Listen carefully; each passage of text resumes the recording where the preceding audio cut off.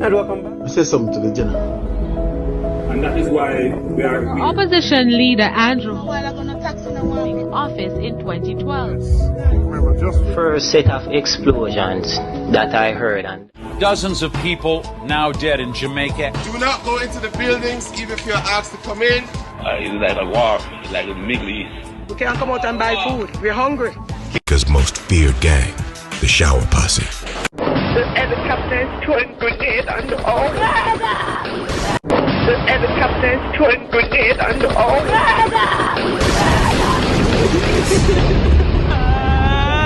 Under Edward Siaga government, then try pricing Jamaican water to kill Jamaican people.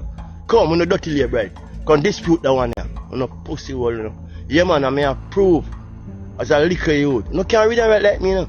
Yeah, maybe me don't know certain things, but remember, me tell that me now forgot. If you don't want to prove, government ministry right now, up on whole up road and government ministry, the poison there in our cage, lock up, and that nothing move.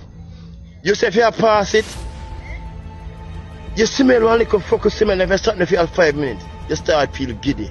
Yeah, man, under Edward Saga government. Remember, you know, CIA, you know, come to destroy blood clot Jamaican people, you know, yeah. And one next thing again, blood clot, then try poison in a flower. Labor right, try poison in a flower. Whole of Jamaican people, all the whole labor right too, because whole of William flower. Yeah, man, remember good no man? All I tell, Lion Pride. I saw the flower, the name Lion Pride. And for them wicked up to today, they to blood clot. You know, see, and jewelness. How shit water Jamaican people are drink. All I tell you, right?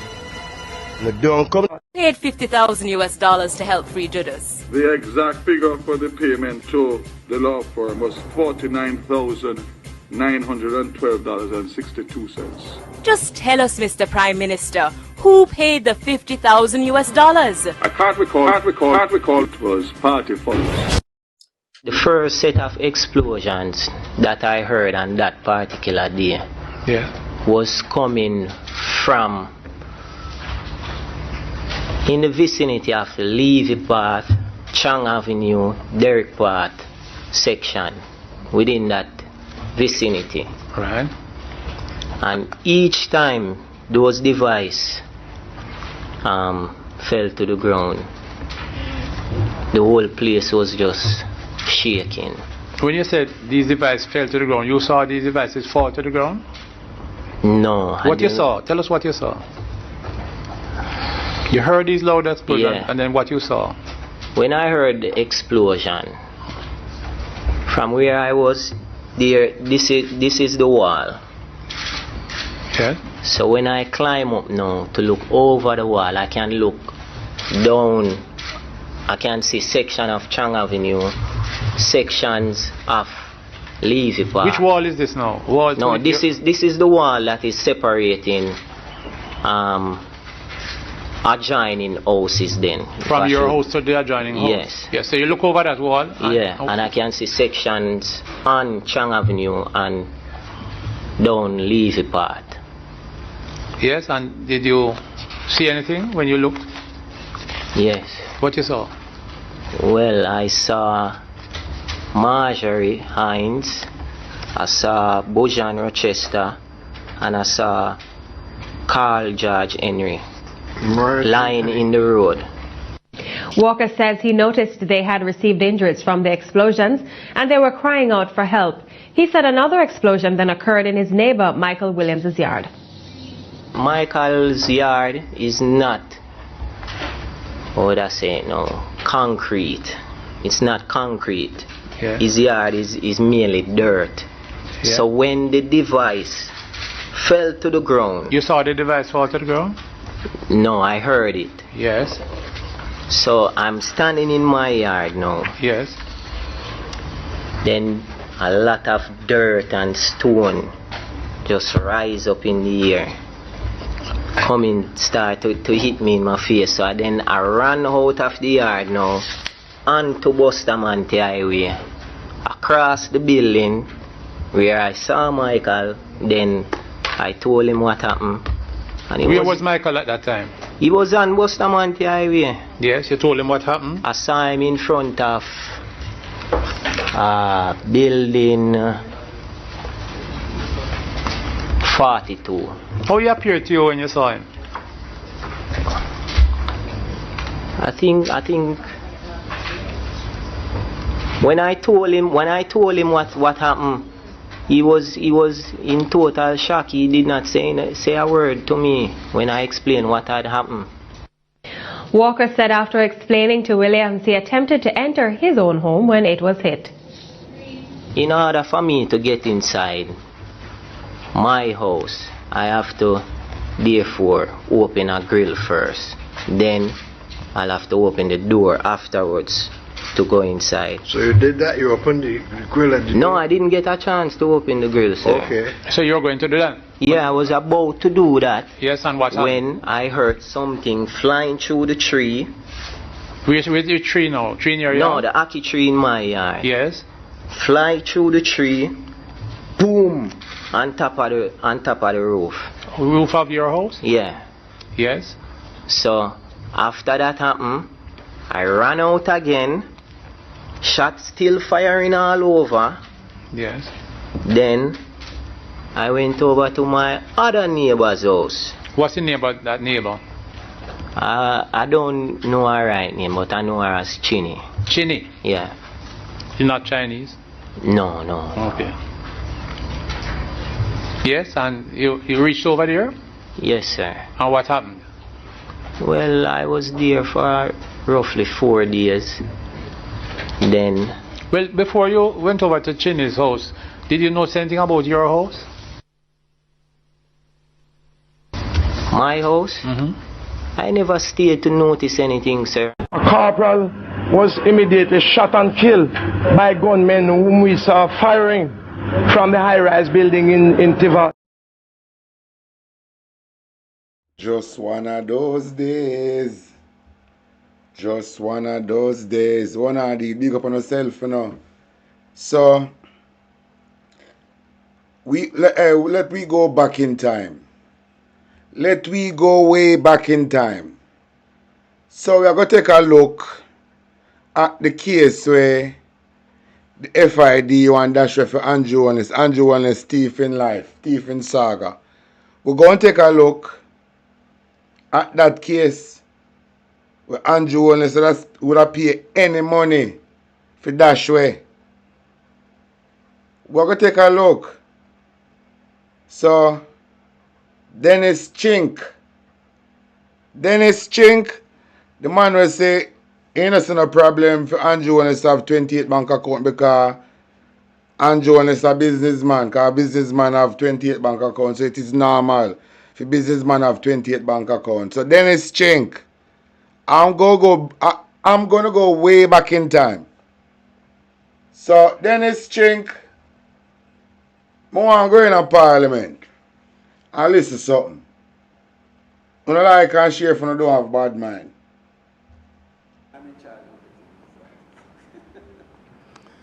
Morning, Mr. Chairman. Thank you very much for the kind welcome. Take a look into this thing here. I need to make an apology on behalf of Mrs. Monroe Ellis, who happens to be on a work assignment. Island, big up yourself now, Island girl. We know where I did. Big up yourself now. Something that had been rescheduled here because of an earlier yourself, man. Like and share. Date that had been agreed for this meeting. And when our meeting date was changed, she had to reschedule for today, for yesterday, where she was going. And she's returning today, man, but not in time for us to have her here. I want to introduce the members of the commission who are present, the other members, Mr. Justice Hibbert, Mr. Eric Crawford, and Mr. Wayne Powell sitting behind. And of course, there is the executive director, Mr. Christie, and the other directors. Now, Before introducing the report, which we have already sent, Mr. Chairman, I'd just like to say that the commissioners have noted over the past couple of years that remarks have been made that the commission is partisan and that the commission, that there is malice in its operations. I'd just like to point out that the persons who made those statements know that it is not true. They know that we know it is not true. And they know that Jamaicans know that it is not true. Of course we know. There's a situation where 70% of the persons on the voters list do not vote. And it is startling that it could be suggested that the 5 commissioners happen to be partisan. So we reject that. In terms of our performance over the years, we have on record from no one higher than the Prime Minister that in 2020, he commended the Commission in our Anti-Corruption Day celebration. He said, under the leadership of Chairman, the Honorable Mr. Justice Seymour Panton, the Commission continues to distinguish itself, operating without fear or favor. That's the way Prime Minister said, you know, just and corruption-free society. Before film criminal case get exposed. 2020. In 2022, he said that the Commission has done an outstanding job. This is the Prime Minister, you know, awareness and understanding of the anti-corruption framework. And as recently as December last year, he said, I am therefore pleased to note its work to expand public sensitization programs and improve investigative performance and technical proficiency, all of which represent a comprehensive approach to addressing corruption. I also commend the Commission's efforts to strengthen awareness and compliance, as well as its dedication to improving responsiveness, etc., etc. This is the Prime Minister, you know, although I know that Jamaicans get exposed on the outside know that those statements made in this hall by parliamentarians were not true, although they know that the words here go international. So, for the record, I wanted to put on there what none other than the Prime Minister has said in relation to the work about the Integrity Commission. I hope that puts to rest. But the moment them grab him, and Integrity Commission is the worst thing since sliced bread. As regards some other statements made in this room about giving orders, the Commission takes orders from no one other than the court.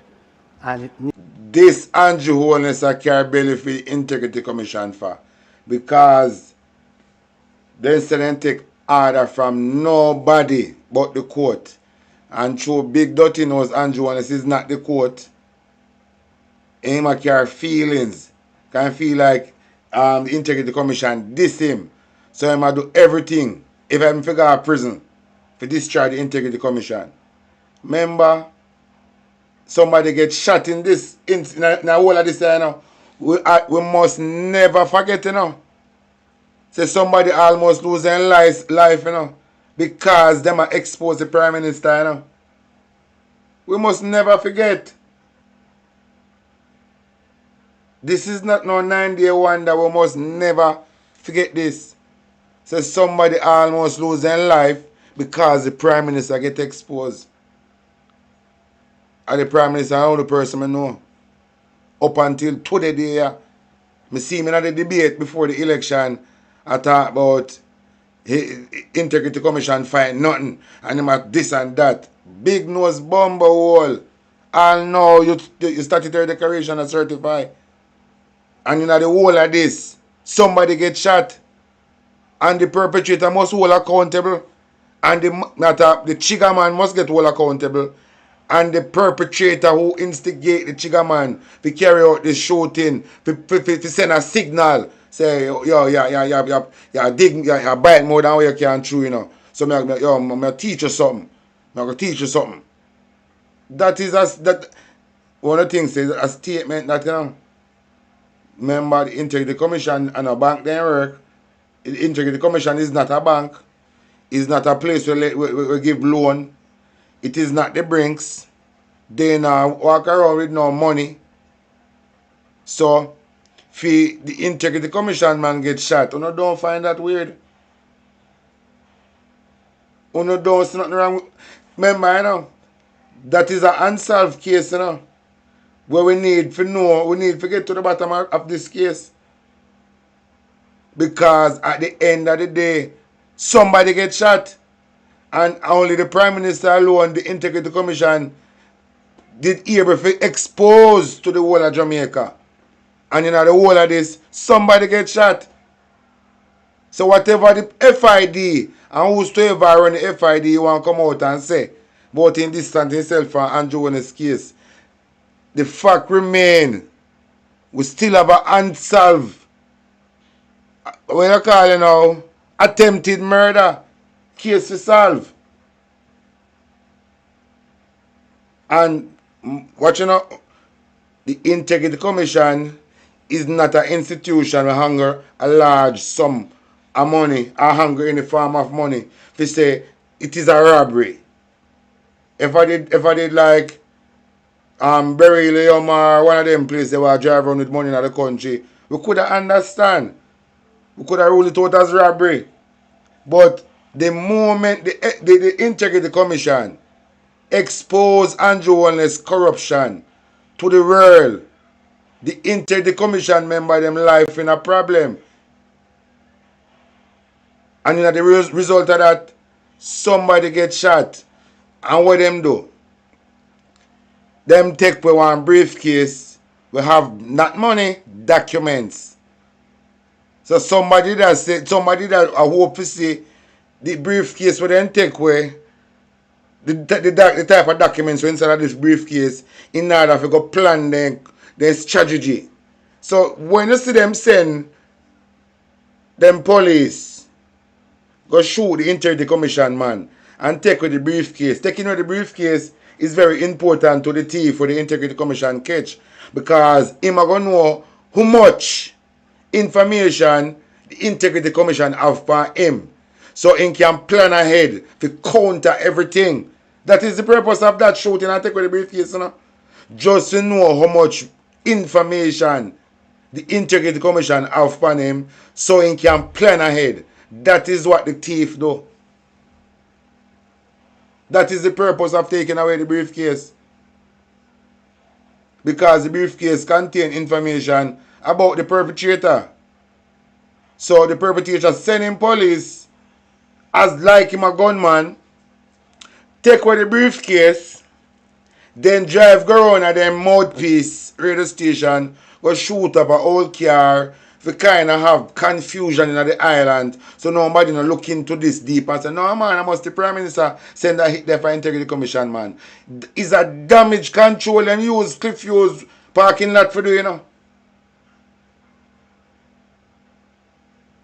It is a damage control then use the parking lot of Nationwide for do. Because if them never do that, it would only be on the tip of everybody's tongue. The Integrity Commission man get shot, so I must the Prime Minister have something to do with that. So them have to come with a counter, something for count, remember you know? Then we hear bomb threat. Then we hear one whole sitting now. See there? Even now them still depend this type of strategy, you know. See there? Mark Golding I go do in press conference about the corruption, saying what Cliff Hughes do. Come out say man 49 years give blow revision. Come out come say boyfriend 49 eye and give him blow revision. I try look a viral half of the moment. Fi kinda take off the eye off of the important things. The important issue where Mark Golan and Vaz are deal with. Huh? So we must never rule out somebody get shot in the whole of this.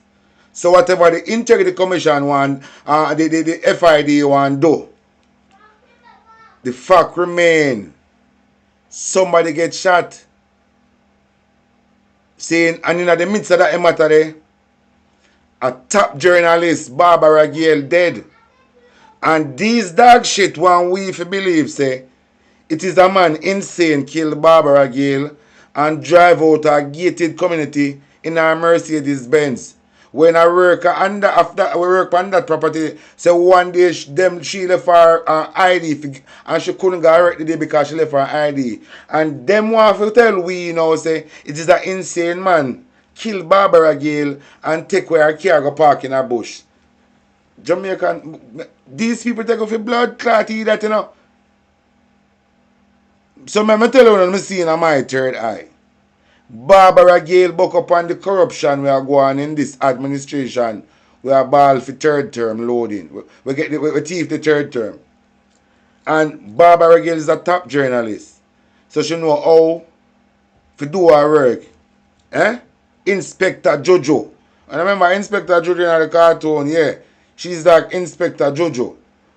So she remember she a top journalist. So she know how to get information and how to do her thing. So them good at hear say problem in the camp because somebody has sniff round, and it can cause problem. So we no plan for do. Alright, Pinky and the Brain.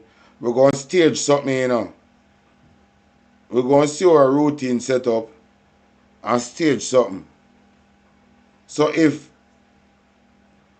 them a talk about them want tourists to come on the island and a ball for people come buy them house with the people and them real estate friend build up. But gated community. And this type of crime can happen in a gated community. So these people come like them as a suicide government. Come like them plan to set up on a life. This safe. Because if Barbara Gale live in a gated community and she not safe, which part of her go safe? And then them want to come pin Barbara Gale murder upon one liquor so-called mad youth. Where it is so ironic. Tam Tavares Finson, the man we are going like him are the best liar in Jamaica talk about who are quashi liar and who are not quashi liar. Because him say man not quashi liar, but him choose to represent the man who then claim say take the life of Barbara Gale. And when me watch a lot of documentary and a lot of detective investigation documentary and them something they saying, based on how them say Barbara Gale lose her life, it only lead to a crime of passion. You put your nose too much where you can. You're too nosy. You're too nosy. If you retire and relax now, you're coming in your house. But you put your too nosy. Then type of crime of passion. Where you put your nose in this, sir? You should have leave you alone. Crime of passion.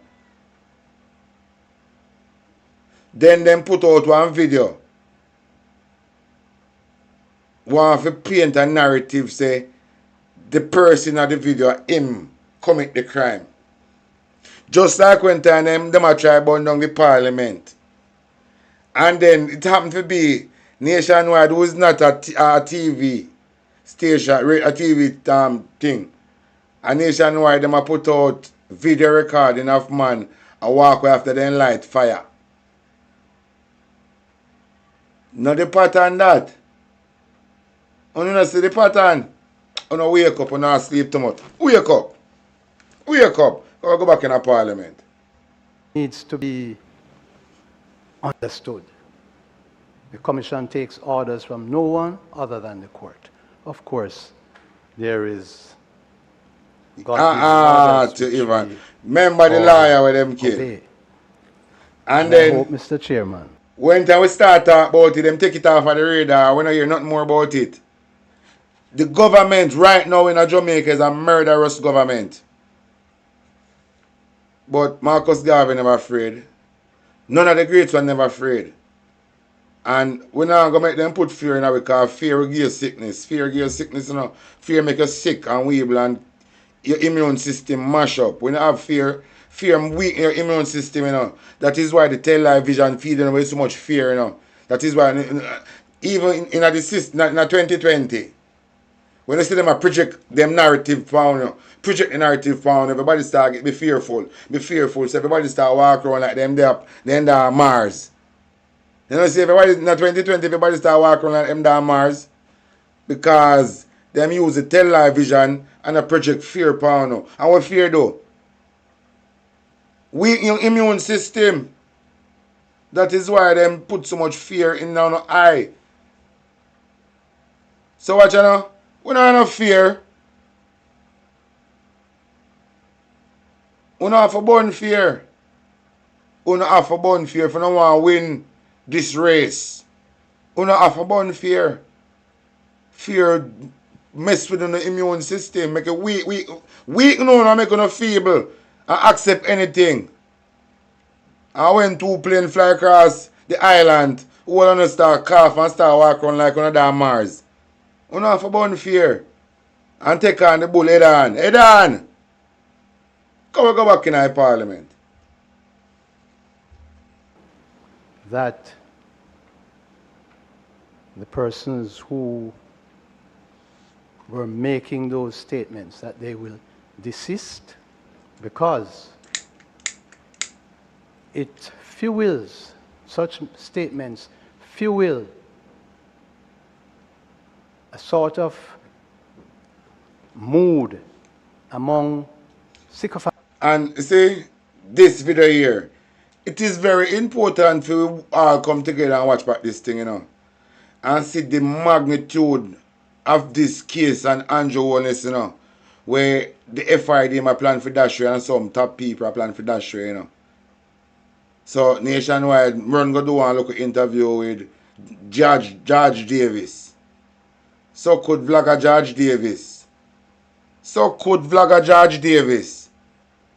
Where every time I see him on TV, I really hear them, I just lie back.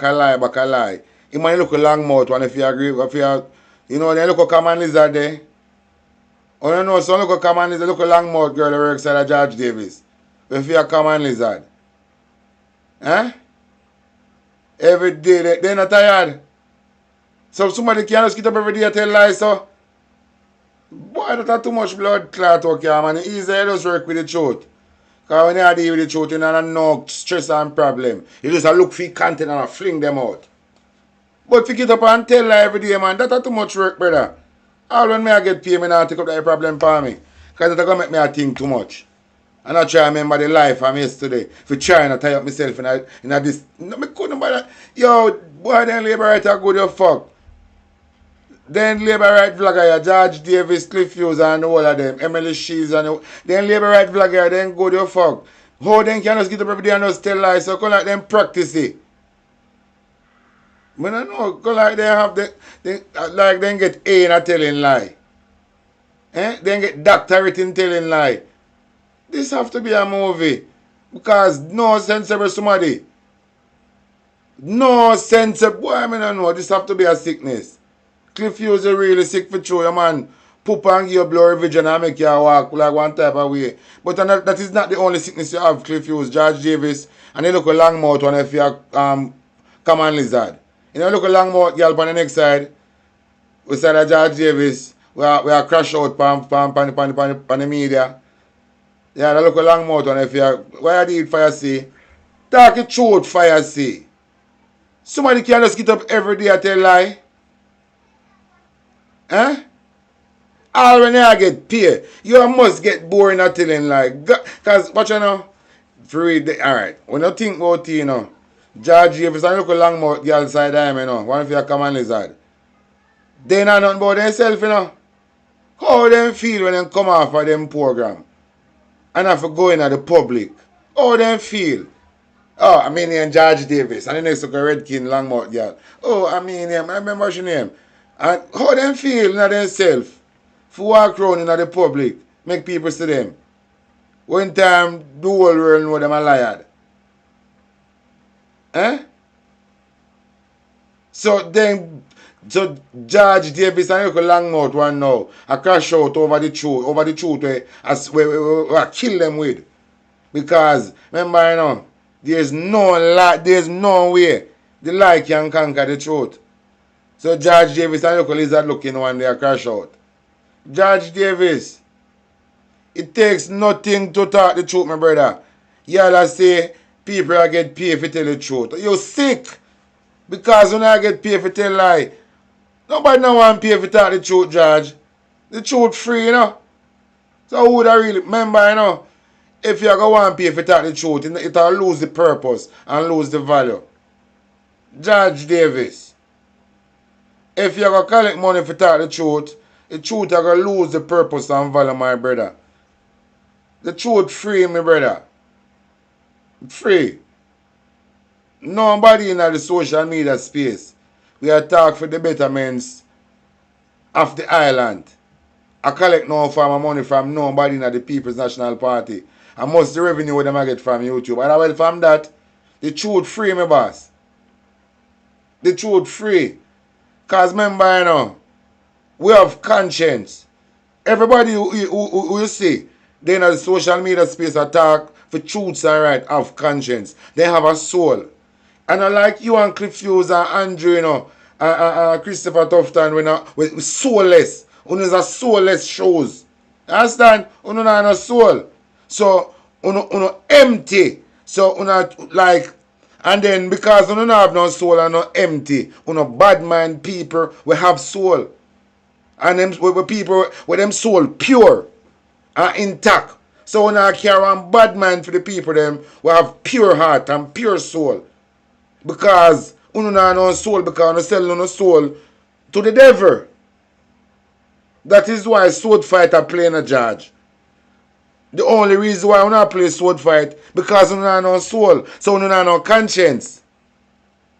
And because uno not no conscience and uno not no soul, you know why the 31st of every end of the year, you know, the sword fight party are keeping at the radio station man house, you know, because you know no soul, you know no conscience, you know some different type of people.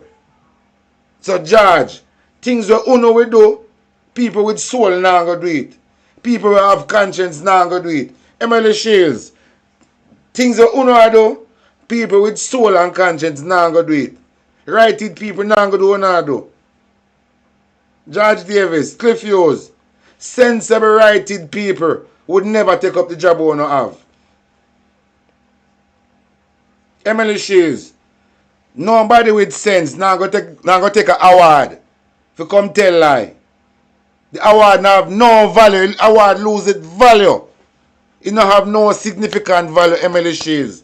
Because there's no way you can get award for come tell lie.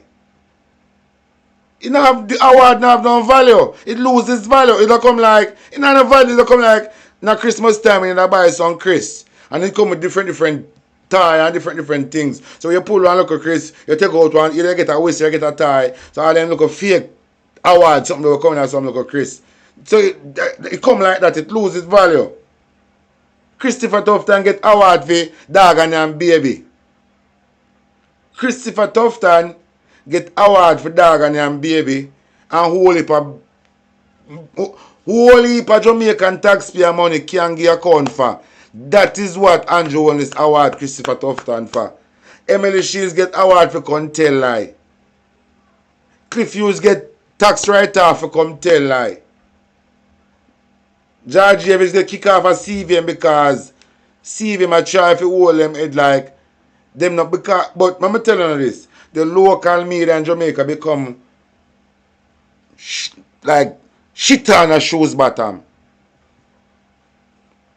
With this Auditor General finding, we are going into the health ministry and everything. Mr. Christopher go up and Smile Jamaica. And I can't believe the host of that morning show don't mention nothing to Christopher Tufton about the Auditor General finding. I say blood clot, but we don't know local media in Jamaica, man. This is a papi show business. When you, hey, the local media, CVM and TVJ, you should be ashamed of yourself, you know. CVM and TVJ should be ashamed of themselves. You know? Because the two local TV broadcasting were project to the people them, then fail the people them. Can I believe these media houses fail the people them?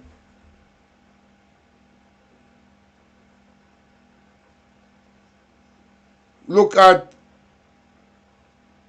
Andre Stevenson, Mystic Sensation, Wayne Lonesome. All of them, ABR, Bowler, Atafa, all of them. Atafa the person and the whole, and the list goes on. Why do you think the people are watching them for real? Because the local media like CVM and TVJ have failed the people them. These two TV stations are disgracing at the island. Disgrace them, fail the people them. To waste, pay a light bill for watch these two TV channel in the country. It is a waste of time. Because they now look out for the best interest. They now ask the question when they ask. They now help people hold the government accountable. Everybody in a bed with the government. These are some failure.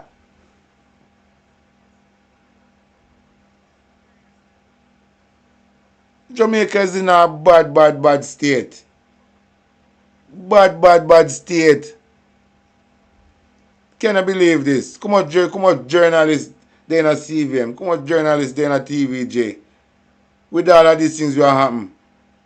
They don't need no social media influencer to give them work, to give them viewership, you know. All them have to do, you know. I just do what the vlogger them are doing, you know. I hold government to account, you know. And I put out factual information, you know. And follow up on, like the government, like Christopher Tufton come out, come say something. They now follow up. To hold them accountable, like, they just make them contract be a fuck up on them platform and then they do no follow up. They not serve the people well. These institutions now serve the Jamaican people well. They feel the Jamaican people.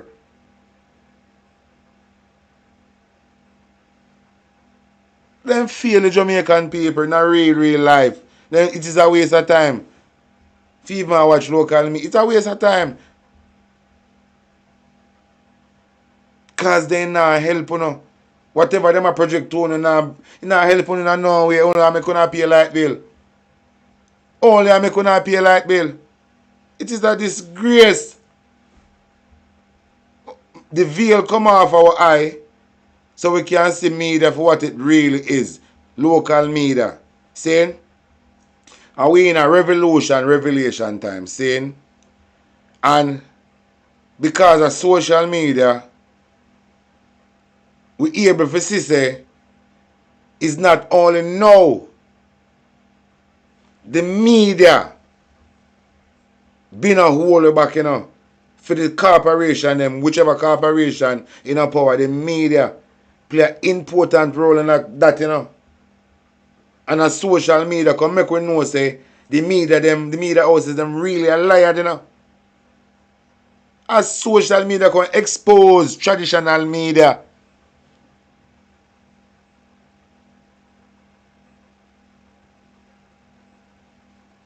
It is a disgrace for have a CVM and a TVJ with so much corruption are going in the country and them a struggle for viewership. It is bad. George Davis find time to sit down him and look a lizard mouth, blood clot, long mouth girl. I stroll through TikTok, I watch vlogger. when so much pressing thing are going on in Jamaica where they can't talk about. And then choose not to, then choose to come and watch blogger. It is a disgrace.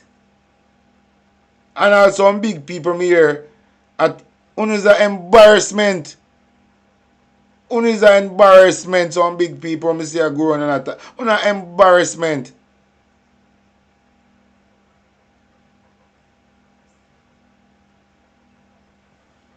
Can we go back in a parliament because I don't understand. And in the kind of society in which we live, we need to understand that persons should be very careful of what they say. There is a member of parliament who was actually, Mr. Chairman, sent out a document with the photographs of 4 of us saying that we are bringing down the government. Now, in this climate, for a member of parliament to be doing that, it's reprehensible. And I have not heard any parliamentarian condemn it. And they are sending out, there are parliamentarians sending out WhatsApp notes of all sorts of reprehensible things. And I hope that somebody will take the leadership to correct them. We on the Commission, we are committed to doing what the legislation permits us to do. That is what is happening. And it is not fair for the employees to be set in a stage where they can be set upon. So I trust that folks will realize that the reports that we send from the Integrity Commission, they are reports of facts. There are factual statements in the reports. Of course, there are recommendations attached to the reports which the law allows. The law says that the Director of Investigation may make recommendations. The recommendations that are made, the Parliament need not follow them. In fact, the Parliament in Jamaica has a history of recommendations being made by people who make reports, Commission of Inquiry, and the recommendations are ignored. So we understand that. And we should not really have a situation where we are being pilloried for doing what the legislation allows. Now, in relation to this annual report, Mr. Chairman, it was dispatched to the Parliament. Yeah, Mama, I have it, you know, Rosalie. I'm going to touch it too because Chevron, I want shit in a plate, you know. Because Chevron asked Christian, I have nothing to do with the pressing issue, you know. I still want to deal with the Chevron case, man. Chevron on no neck, you know. So I left him for later because I see if his neck can grow. I give him some time to see if his neck can grow. Because he's not on neck, you know. So I circle him, look more and see if his neck grow. Then I deal with film case. In late June, the letter that I signed sending it is dated the 24th of June. And I did notice that no sooner than the annual report left the offices of the Integrity Commission, no sooner than it left the offices, there were public broadcasts of it before it was tabled. And big up everybody who check in and like and share, you know. Yeah, man, big up everybody who there, man. Happy start to hear that. And another report that was sent last week. No. If it is thought that anyone in the Commission is leaking, these reports, we would like it brought to our attention, would like it investigated, because anybody in the commission who leaks, if it's an employee, instant dismissal. But I find it strange that that all these things would be leaked immediately after it leaves the commission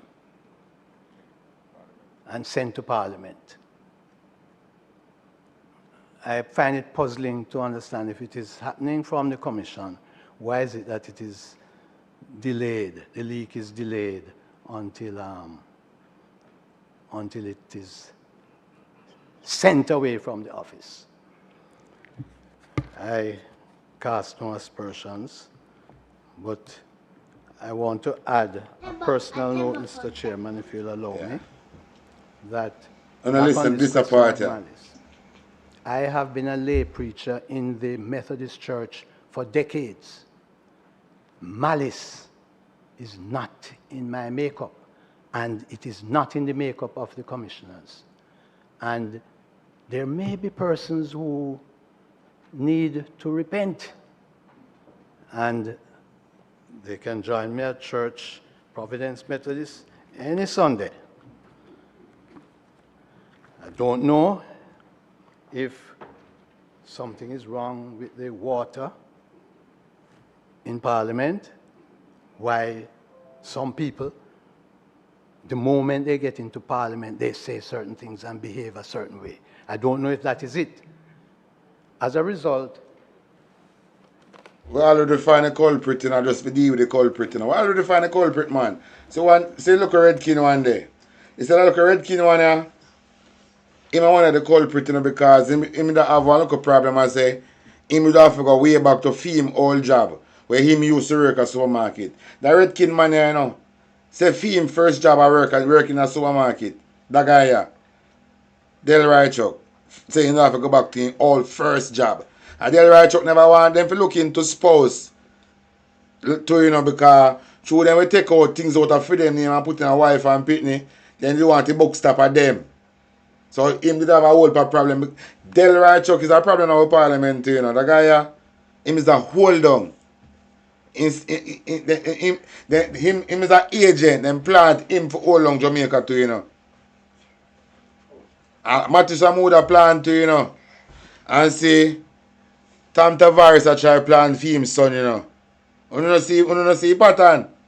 Tom Tavares a try plan for him son, But Tom Tavares' son not going to have a political career in Jamaica, because look a bit from now, the Jamaica Labour Party would be a thing in the past. Look more from now, Jamaica Labour Party going to be a history topic. It going to be no more Jamaica Labour Party, believe. Because based on the Epstein file, it could have trickled down to Jamaica, Based on the Epstein file, it could have trickled down to Jamaica. And all the universe I work, Last time I played the video with the lady from the mental institution. I talk about the prostitution we are going there, the trafficking we are going there. All of these things where she talk about we are going there, The Epstein file could trickle down to these type of these unregulated institutions in Jamaica, We are posed as care home, You never know. Me say, these unregulated care home were upon the island.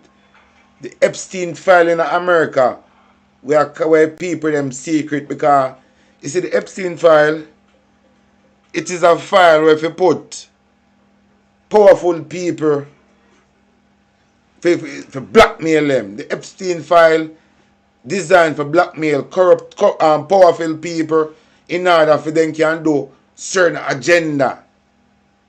So everybody have their look, every powerful people secret upon in that file. And we in a revelation time. And 99% of what America do right now is to turn with people eye from the Epstein file. Because powerful people get caught up in that So then we pay for create a fake war for distract you from the real thing, one of the real demon. One of us see in this, these people are powerful people. They will spend big money to create war. Uno just do some research for most of these war. How them fun, who fund them, the real, we don't talk about the local propaganda where them put out. Just do some deep dive in a World War One, World War Two. Just do some deep dive into these war. And overs something. But I come back down here because I just one of them things. But let's go do some deep dive. I decided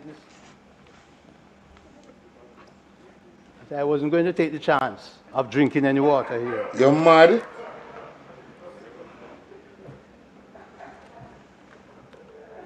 Another feature, Mr. Chairman, which I'm very serious about, is that because of what has been happening, I personally intend to see if I can meet with Senator.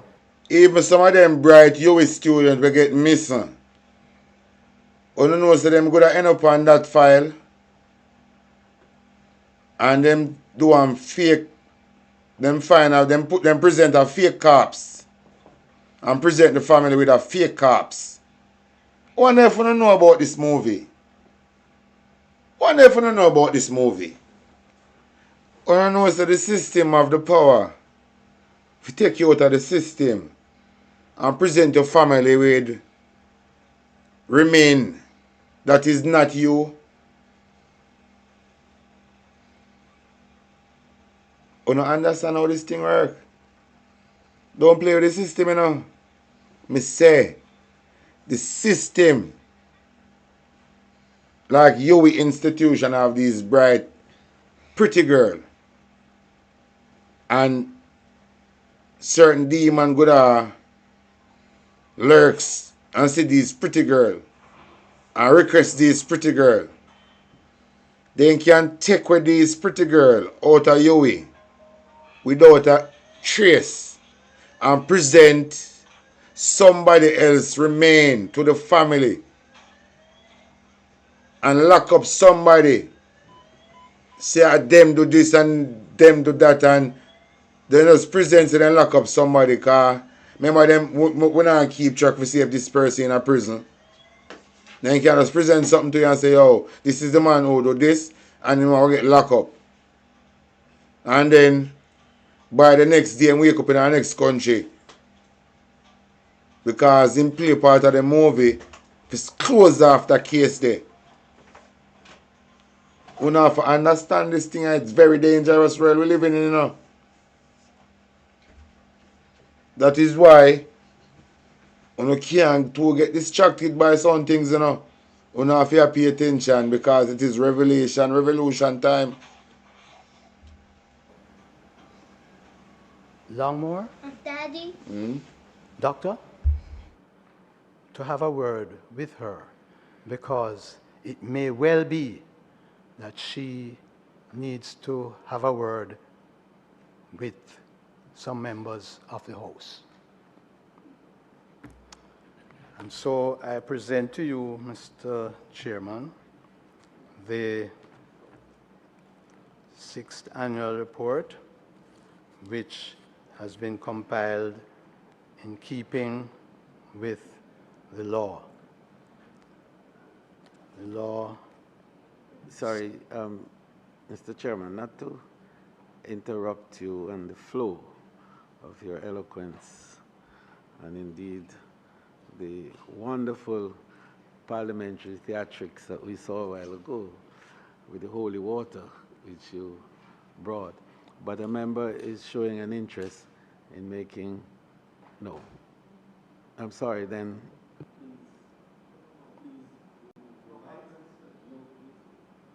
I'm sorry, Chairman. The light is an indication that the member wishes. Oh, I see. Yes, I'm finishing now, sir. I present to you this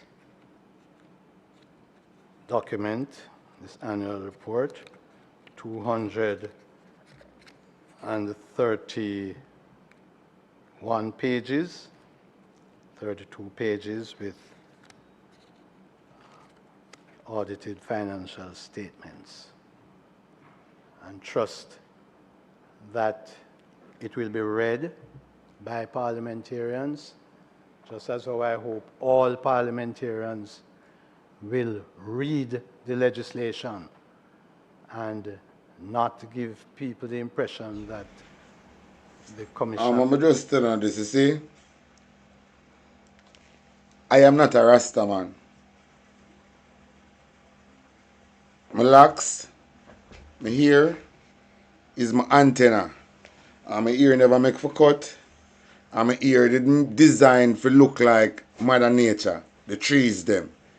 Because my hair, I will connect me to my higher self. And then mistake it with Rastafari and put name to it. And make it look like it's a religion thing. No. Your ear are the bridge to connect you to your higher self. Is an antenna. Your ear is an antenna. Your ear, your antenna. Them tell you, you know, something get deceived by a woman. Them cut off in here. Them tell you. Your ear is an antenna. That is why these people introduce you to barber, scissors. From in the story, Samson cut off, the girl cut off Samson here. Them start use scissors and make it become normal to we, the gods and goddess. Make we start going a barber. We say we are beautify ourselves when really and truly we are disconnect ourselves from our higher self. Each time we cut off your antenna, you are disconnect yourself from your higher self. Because them lie to you and talk about the Bible say if you love your enemy. If you ever try to love your enemy, you are dead. It never say nothing like that. The original thing is love. Your inner me, not enemy. Them play with word.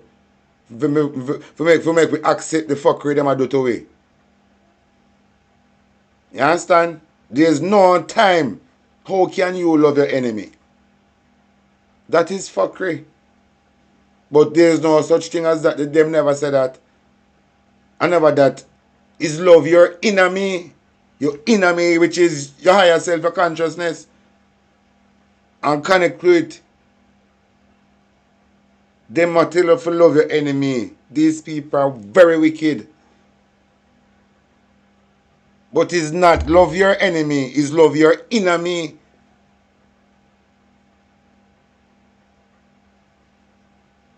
Garnet still tell you again. Love is the answer. Love your inner me. So when you love your inner me, you accept yourself. And when you accept yourself, you can shed the matrix like when snake shed their skin. Because when you accept yourself and love your inner me, the matrix don't have no significant value to you anymore. You don't see where you used to because you start love your inner me. So the things where the matrix have to offer, you don't see it as no value anymore. So you start shed the matrix like how snake change them skin. You shed them skin. And lizard, yeah.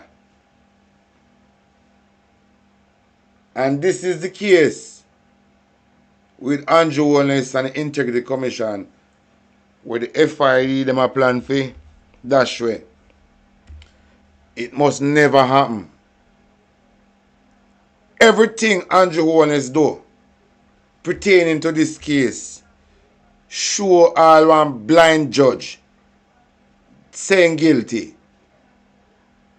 Everything pertaining to Andrew Wellness and the finding of the Integrity Commission, Zara Burton and the Integrity Commission are two different institutions, and two of them come up with similar finding.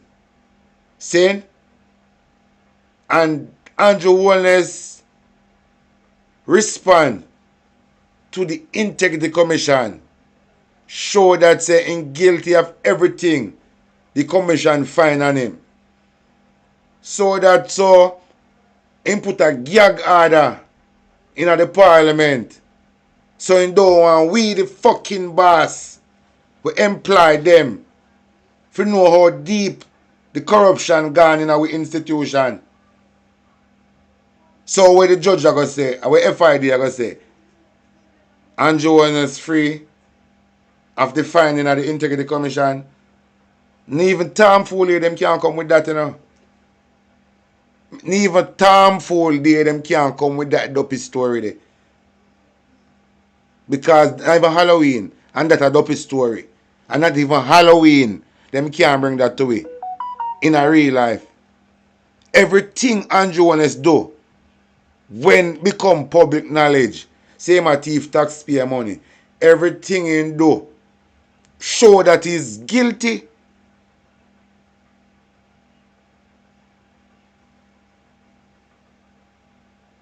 And just the way how Andrew Warner's respond and still a respond,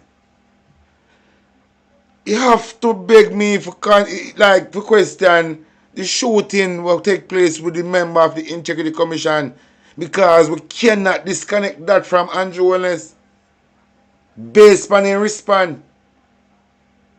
And through me go with my grandmother, so we know some look old time saying. And one of the old time saying we normally hear when they are around old people, drowned in man hang off a straw. Drowned in man hang off a straw. And we must never disconnect the shooting incident with Andrew Warner's case. You two of them are then compatible. One you can't talk about one and not talk about the other. You cannot talk about one and not talk about the other. That is an unsolved attempted murder. And just look upon this now. Just one regular somebody and somebody in this type of thing. And end up somebody who do the investigation, somebody attack them with gun and shoot them and take away something where significant to the case ahead. The man who under the investigation will be the first suspect.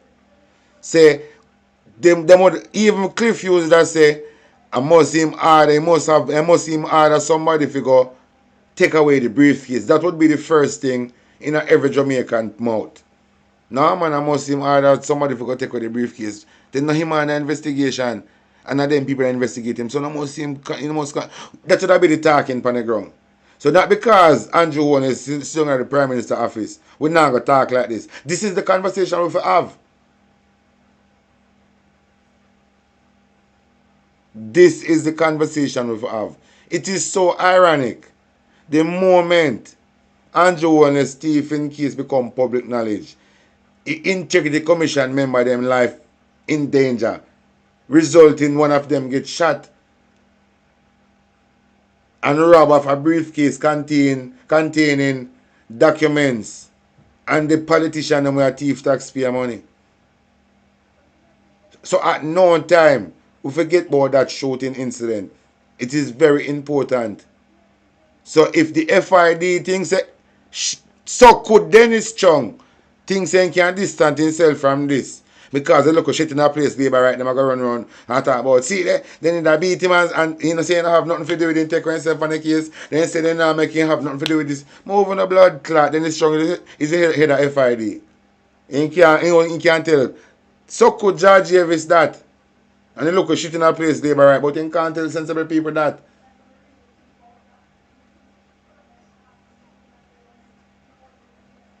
Then take over fool. Then take over fool. Then take with Andrew when they send inside chick and works on a Darrell Vance, you know. Then take over fool. And is doing things outside of the legislation. Thank you very much. Thank you, Chairman. I heard your very extensive statement and the tenure tone of it, which gives concern to this chair, and I'm sure to the committee. And no doubt they will have some reactions to it, because we want to ensure that not just you, but the Commission understands that there is no determined effort to undermine or otherwise to stigmatize and or categorize any member in any negative or derogatory way, and that whenever we are aware. All right, young ninja, you favor young ninja blood clad Turker. All right, young ninja Turker.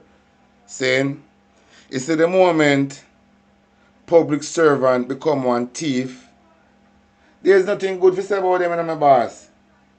Cause even all you are one thief, you know, until proven otherwise, you know. You never know. Remember, we still look for you as one thief too, you know, based on the Integrity Commission finding, you know, and the gag order where your boss put in at the Parliament, you know, my boss. So, no credible. And the Labour them could have talked till them drop down at the end of the fucking day and night. But at the end of the day, these drunk are not certified. These drunk are on investigation. Black Beauty we are dealing with. These crablows, these parasites are under investigation. Because they shut up the Parliament so we can't know nothing. And the way we see Floyd Green and rant about the referee and them putting at the Parliament, which is size 13 Ginger Toe, Juliet Owens. We are going with a search for Obia in there. Because the next court case won't come up back. The next court case won't come up. Hey! The next court case won't come up back. Melissa Silvera. Case is a mystery. Yo, you see the Melissa Silvera case? Only in a movie, me see them thing happen in a Lifetime movie, you know. Only in a Lifetime movie, Melissa Silvera type of case take place. I never know it can happen in the real world. I never, hey, when I tell a lie, you know, the Labour right, them I want terrible set of people. Hey, this criminal gang operating in Jamaica as a political party is a very dangerous organization.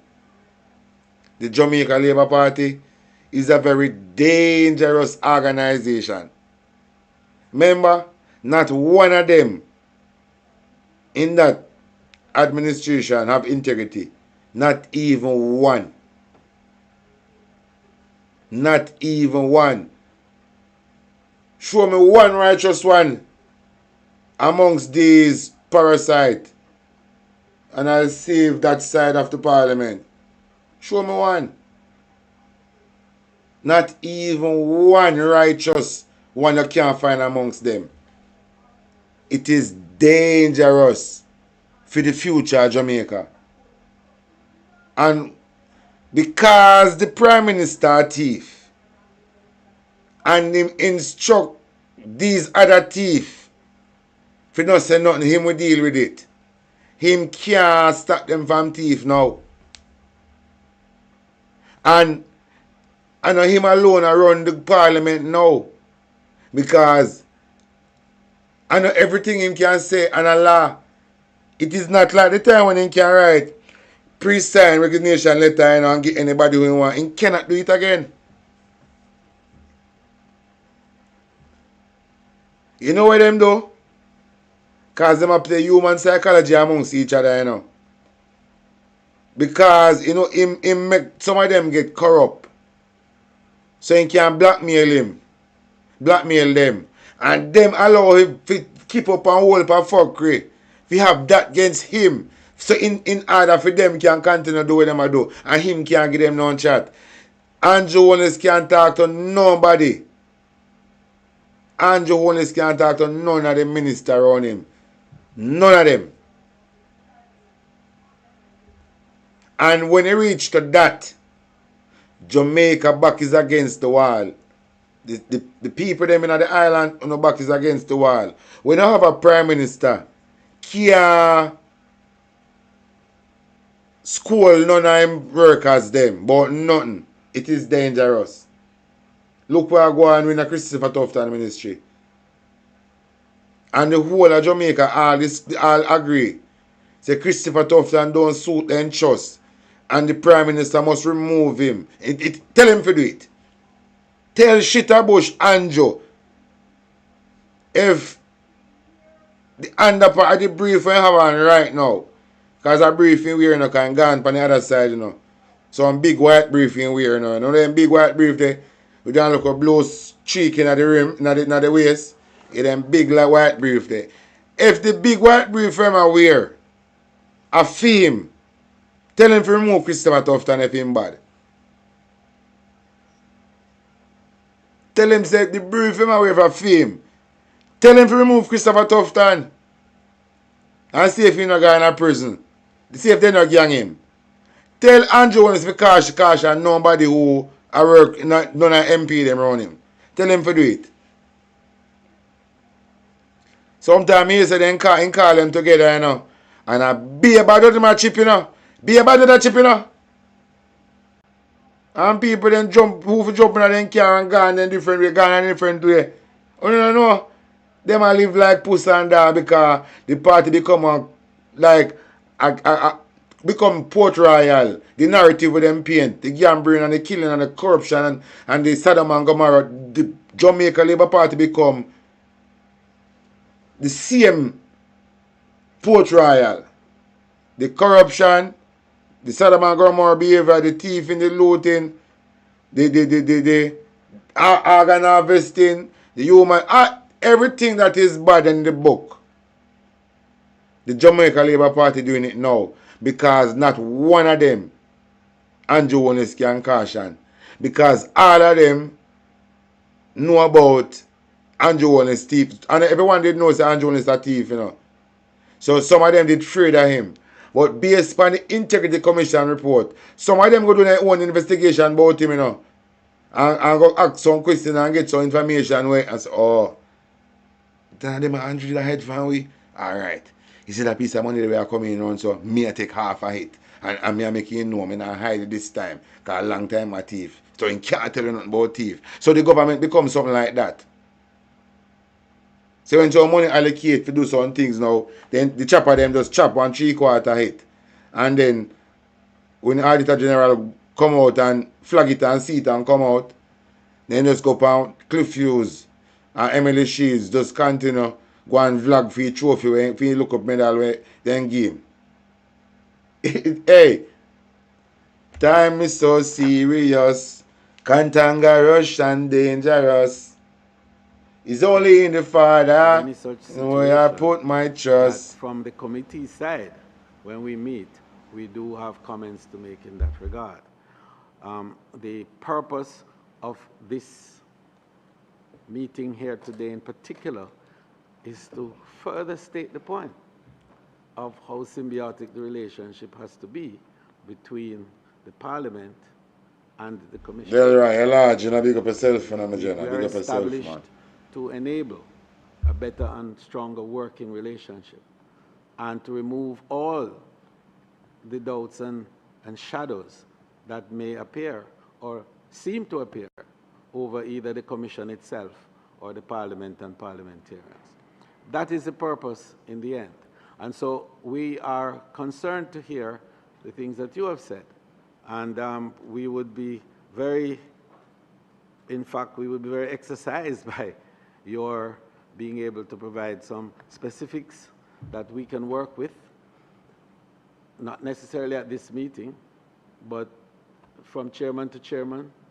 I'm sure the door is always open for us to have discussions and to look at matters such as what you have said and other matters, which no doubt members of the committee might be able to say and to enunciate on.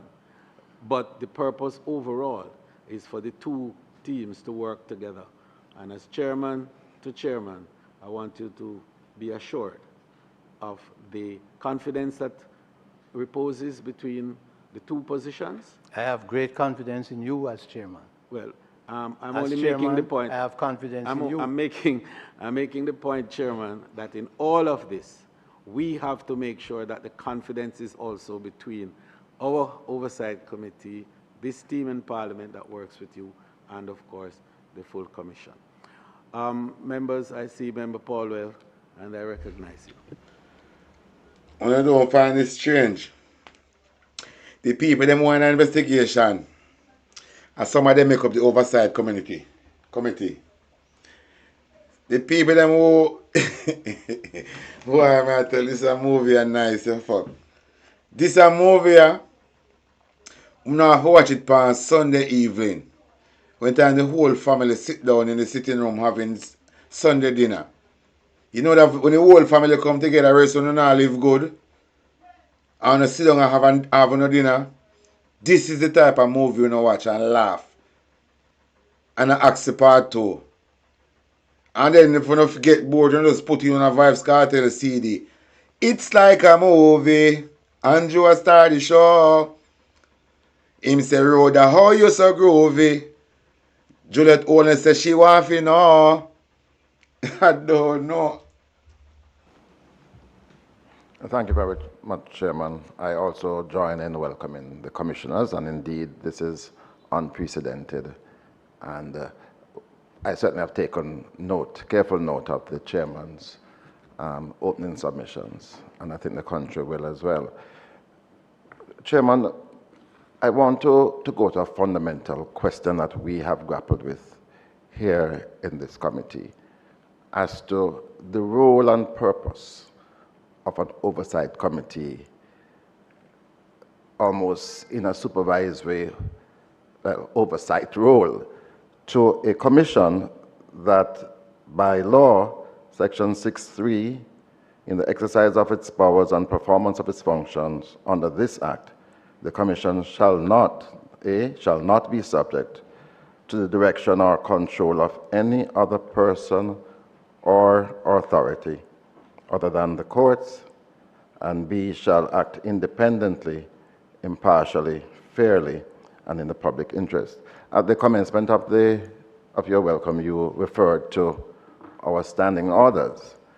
And I think it is right that we are reviewing these standing orders because I have expressed time and time again my discomfort in how we view the Commission, how we view their reports. And perhaps we could get a view from the commissioners today about that. My view has always been that as an oversight committee, we should be mindful of the effectiveness in terms of a budget, in terms of the staffing of the commission, and to ensure that those things are adequately provided, and as the body overseeing them, we would advance their case. Rhoda, this is Juliet honest, I say.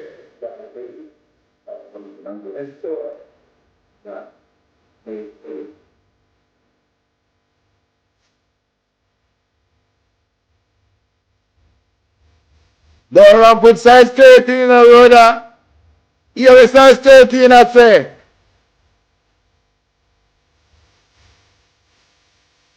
You have a size 13, I say.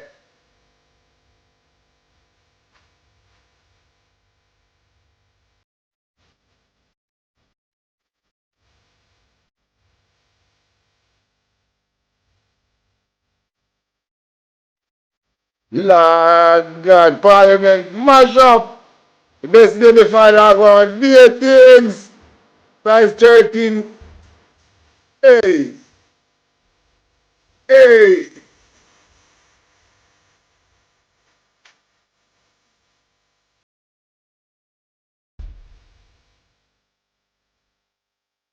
But Andrew wanna say him are the best baby father. I just one of them thing there. Size 13 gone and India gone buy Obia. They look a red kid, you better big mind herself so you know get big foot and have to come out of Parliament. Because this is how size 13 I say in a big foot. In a red kid girl. This is how size 13 I say.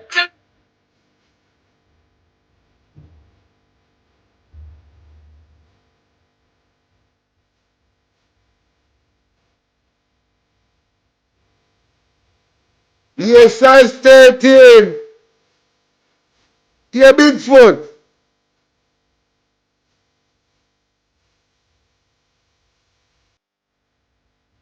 No, man, this I get from bad to worse. Me say, this guy turned the parliament in a young and the reckless. And I never know that I live to see this in my days of my life.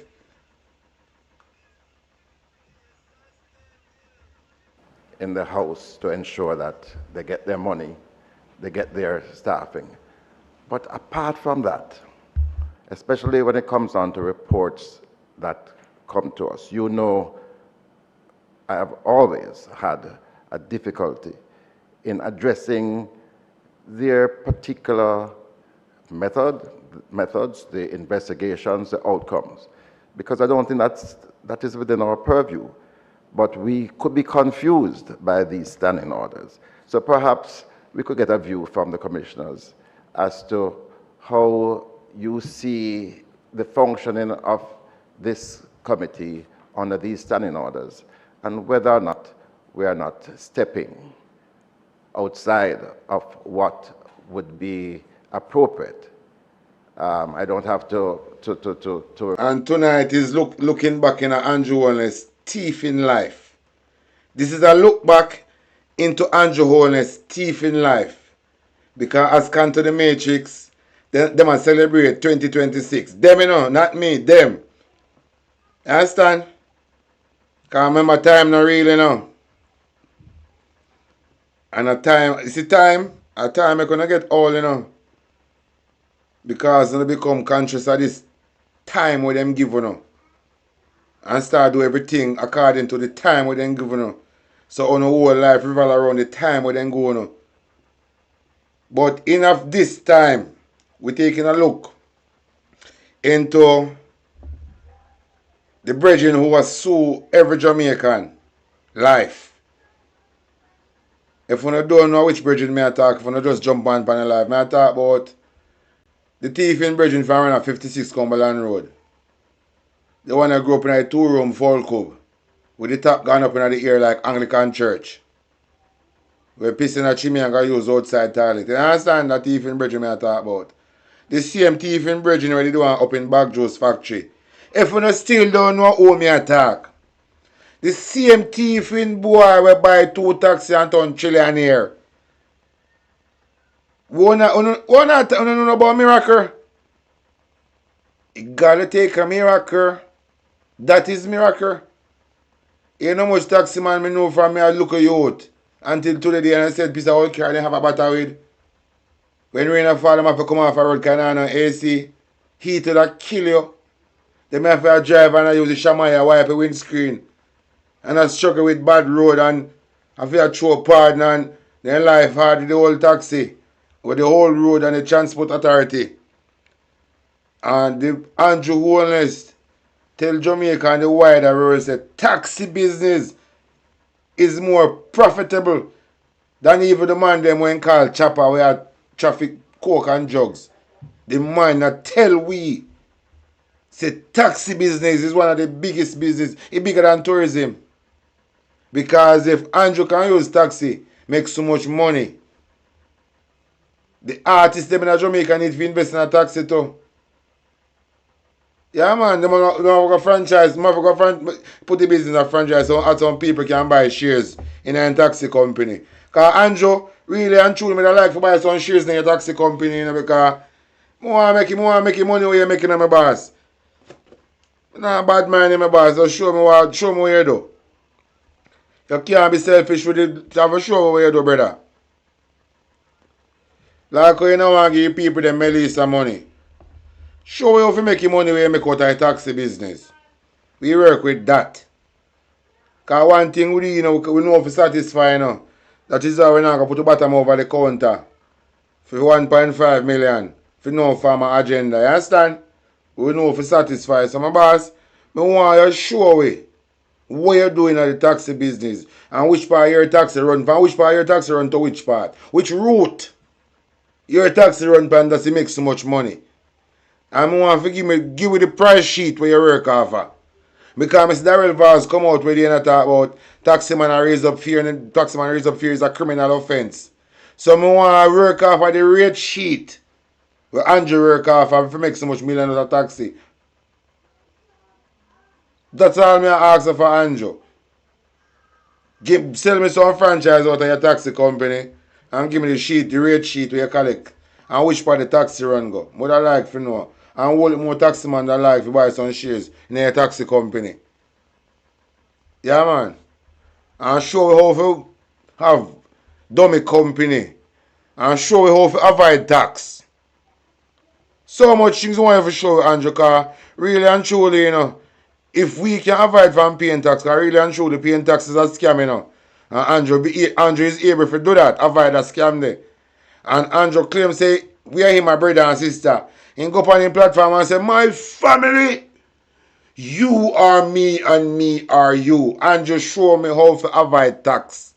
Since as I say, we are you and you are we. Show me how to avoid tax. Show me how to run these taxi company and make millions like you, my boss. Because you go up on platform and say, we are you and you are we. I mean what that is a like, and we're not thief like you. But since as you claim we as part of your family, and all of your family nice, make we nice too as your extended family now. We need to know which part of your taxi them run go. Because we want to make money. You understand? We don't believe in stealing. We don't believe in taking people's stuff. We don't believe in creating a charity in the name of doing something, but really and truly the charity is just a face card to buy my personal stocks and bonds. I want to be like you in that era. Not the one you can put the bottom of my counter for your money, you know. In the era of business, entrepreneur, the bossy. We need to know what you do and make the money there. Out of the taxi business. And these old park guest house and the real estate and seem like you can go around and take away land in the country. I see now, so I see one piece of land more and one business pan bossy. And I'm sure you issue tiger because Mr. Radcliffe and Lucy having property where Brian Clark, who did the lawyer and the sale of the property, for some reason, Mr. Radcliffe property and in Tiger, Finland, end up in the parish church in Lucy. How comes Mr. Radcliffe Tiger I direct him to the parish church in Lucy, the parish church where they found Wapikil fill up, you know? Mr. Radcliffe, land tiker, number, pointing to that parish church. That is the type of corruption that go on in Andrew Wallace's office. You never know. Mr. Radcliffe, the same man where they on TikTok around Finland where Brian Clark want fraud him out of it. Some white man, some Chinese want a piece of land. Because they want to build wholesale. Because I want prime land, you know. Airbnb can, any business can do because waterfront land. And Mr. Radcliffe, I look help to get back in land. And in paper where man have, the number now I show him to the parish blood clot church. Where nobody not own a property there. I don't know. That are going in Andrew in his office. So if you know things say, I remember, in a Westmoreland and Senti, remember two oil well there, you know. A tree placed island in Jamaica, you know. Two up on the land and one the offshore, Walter Marant. But you have one located in a Senti and one day in a Westmoreland. And one part run a niggle run there, so. Yeah. So you have to know. And The reason why I think say Julian Chang is an undercover laborer because him get funded by the Jamaica Labour Party in a Melissa. Because them want, this is my view and how I see the whole of this. Julian Chang is an agent in my own eyes. This is what I believe. She's an agent for the Jamaica Labour Party because in the election, there are rumors, the vice note out where he might tell people if they go vote for George Wright and them see man Harris Chang a tried couple times and anybody lick head with Harris Chang is nothing good. So Julian Chang them want to tussle against Dwayne Valls for the seat because Andrew Wallace have problems for him have plans for the waterfront. So them want this of in a Labour right hand so they can get for do them plan what they have for the waterfront go straight round. So them have fund Julian Chang is an agent. Yeah. Julian Chang is an agent. Don't be fool. For the Jamaica Labour Party. Based on her action, him know if Julian Chang was a comrade, him would never go for nationwide. Because him as a comrade, as any well-thinking Jamaican would know nationwide agenda. And Julian Chang behavior assure says she's an undercover laborer, she's an agent where it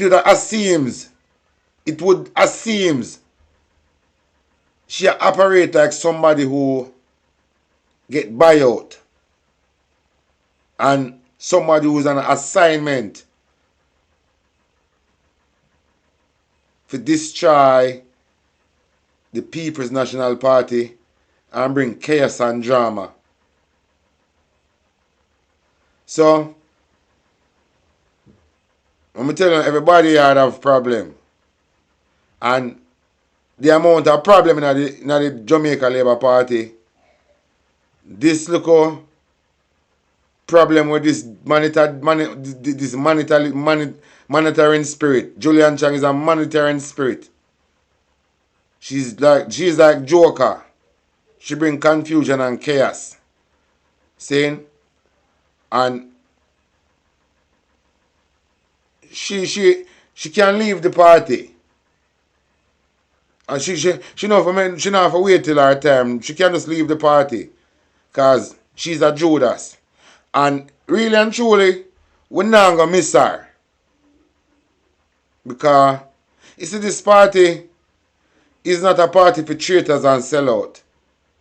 We're not work with no one. Because remember, you know, we are bringing a difference, you know, because a good governance we are dealing with, you know, and transparency, you know, and people who have clean heart. And this is not the party for people who have dirty heart. So, Julian Chang even have to wait till fair time done. She can't just go on because we can't bother with fair drama. She could just go on the Labour side with this drama here, like Venetia Phillip. Julian Chang, you can't just follow suit like Venetia Phillip. Because you have a problem, man. Honestly, you have a problem, man. You have a problem. And we don't like you because you have a problem. We are telling you the truth. So you never make no sense. You itch up on the blood clot party. Let go with shirt tail Julian Chang. And call it a day. Go wish for your love. Go wish for you have love. Or you get love. And go wish for you get good governance fam.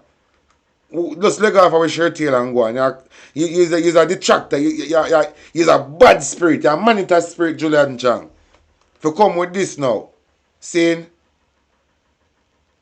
this like this is something I did plan.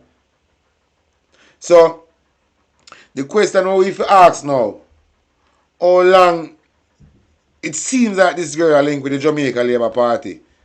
What would I like to know? Would I like to find out how long this could not go on?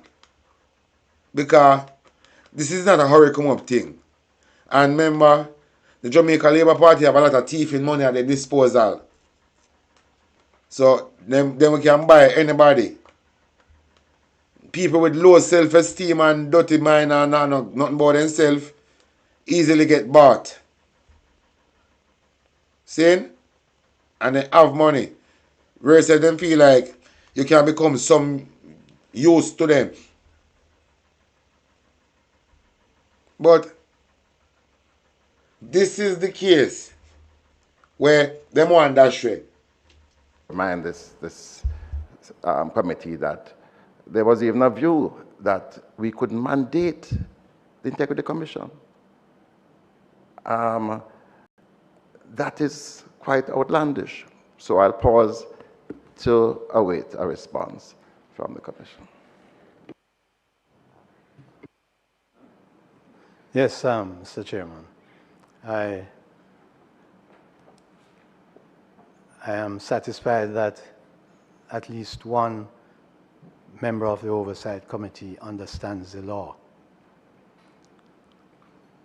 I agree with his position because the section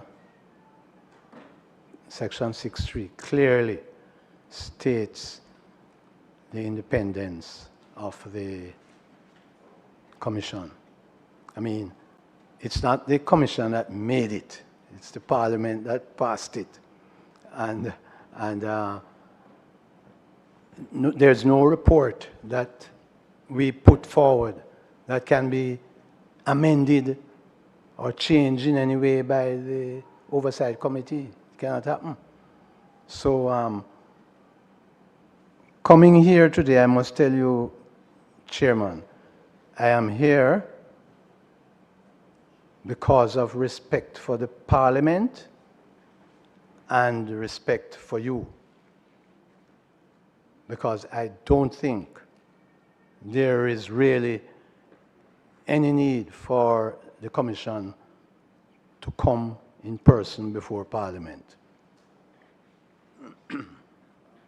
I will have some comments on that. I'm seeking advisement in terms of the standing orders and the power of the Parliament in relation to this area, and whether or not, as the member seeks to find out, there is a disconnect.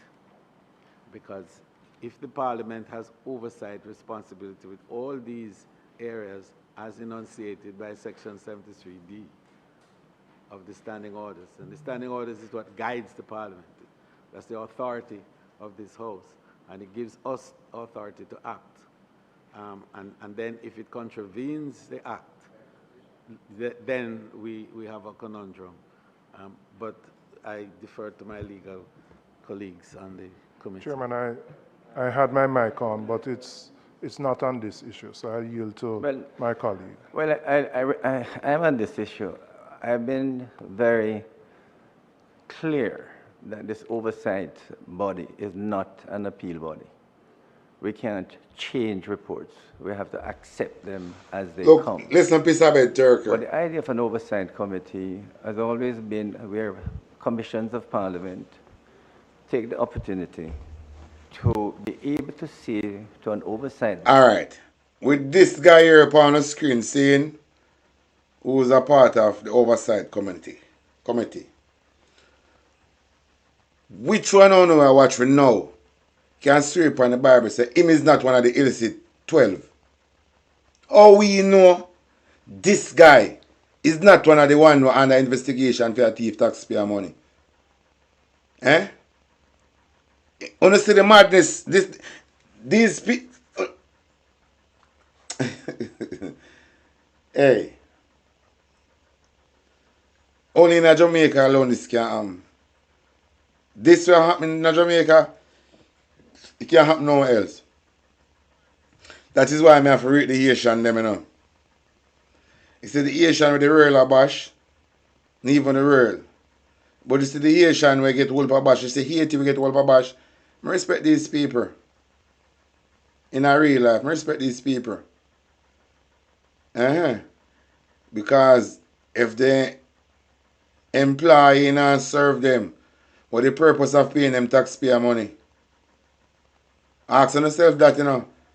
If you not benefit, you know, why not employ them? if you have a business I run, saying, and part of the job role is to be like a merchandiser or a sales rep. A sales rep. And you work and you don't do no work. You don't have no use to my business. I'm not getting a result from you. You're not no use to me in my business. So we employ these people, but they're not no used to it. Why we still have them? I turn them when the quicker we get rid of them and the safer the young people them in Jamaica become. Why we still have these predators making rules in our country? When time look at boys and girls them are getting missing. And good at end up on the Epstein file. Because the corruption of the Jamaica Labour Party, you know, stop yourself, you know. The corruption within the Jamaica Labour Party, you know, tap here so. I remember, we in a revolution time. I want to pay attention to what's going on in America, you know. I talk about the things that will happen on the ground where the media not show, you know. A lot of things that happen on the ground with the media not showing, you know. Yeah, man. A lot of things that happen within America right now where just keep an eye open for what is to come. Some of the concerns, some of the problems that they may have, and whether or not they get the resources that they need. And for that oversight body sometimes to inquire whether the operation of the commission, how they engage in their operation. So I think that the oversight body is not meant to be an appeal, and I've said it repeatedly. But the few times that directors have come here, we have been able to get good information from them as to, say, the number of certificates, sorry, number of declaration that they have been able to check. So the briefcase where they're going to take away from the Integrity Commission, Bridget, you're not buck up in a hit. The briefcase where they take away, you don't see it in nobody's possession. You don't see nobody with it.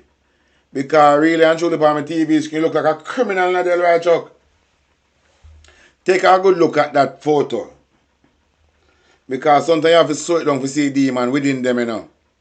When a man move and talk, you can't see it. Sometimes you have to slow it down, even for video, sometimes you have to slow it down, and really look into their soul.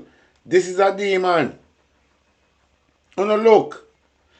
They are shapeshifters. Shapeshifters. Now somebody different this. They are shapeshifters. Just like how them tell you say, the light bulb, it switch off and switch on, but too fast it operate, you can't see to the naked eye. That is the same way this guy transformed from being a lizard to Delroy Chuck. A lizard to they are shapeshifters. Look on him good. Look on this good. It's a soulless being. Look upon us in our soul now. The deep divers them. Look into this photograph. No empty shell this. This is not an empty vessel when I look on the screen. This is an empty vessel, deep divers. The one that most spiritually connect. This is an empty vessel. Look, see it there? In a plain sight. In a plain sight. This is an empty vessel. So for all who just a join and don't know what empty vessel look like, if you don't know what empty vessel look like, take a look on the screen and identify this person. That's the empty vessel. If you don't know what empty vessel look like, take a look at it on a TV screen, on a phone screen, on a tablet screen, or whatever screen you not hear my voice through. Take a look on that screen and take a good look on the photo. This is an empty vessel. This is a soulless being. But when I walk up and down, I can't identify it. Not everybody amongst us are like us. You know, have to know that. And some of them plant amongst us from baby. Not everyone amongst us are like us. We have a lot of lizard people, a lot of shapeshifters. Where them plant amongst us from baby. So them grow and become start to claim say here's my place, here's where I come from. But if we do some deep dive in our real life, a lot of these people end up in our parliament, them planting in the country as baby or as teenager. And then out of the blues, when I see them pop out like teenager bumping a little pitney face. Out of the blues, when I see them pop out like teenager bump in a little pitney face. Then create one fake story, one fake identity. And show them gullible, then just run it and nobody no question and just accept. Because we just accept anything, so them give you just accept it.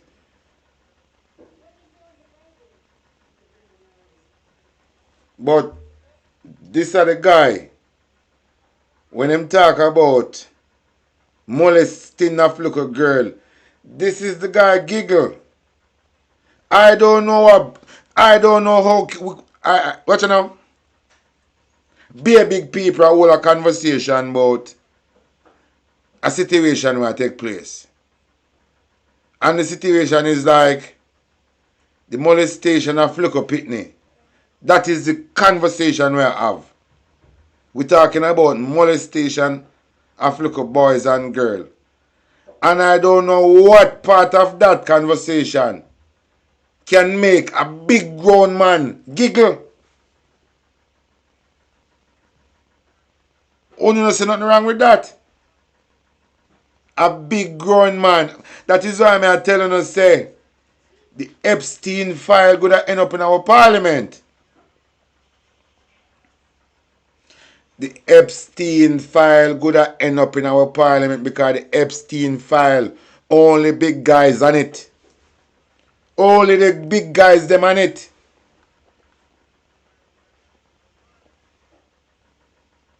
And as me I say, I'm gonna say it again. The disgrace and embarrassment on this file, the Epstein file, can allow these people who get implicated in this file to spend big money, big money to create a fake war just to keep the people them eye out of them business with war, rumors of war.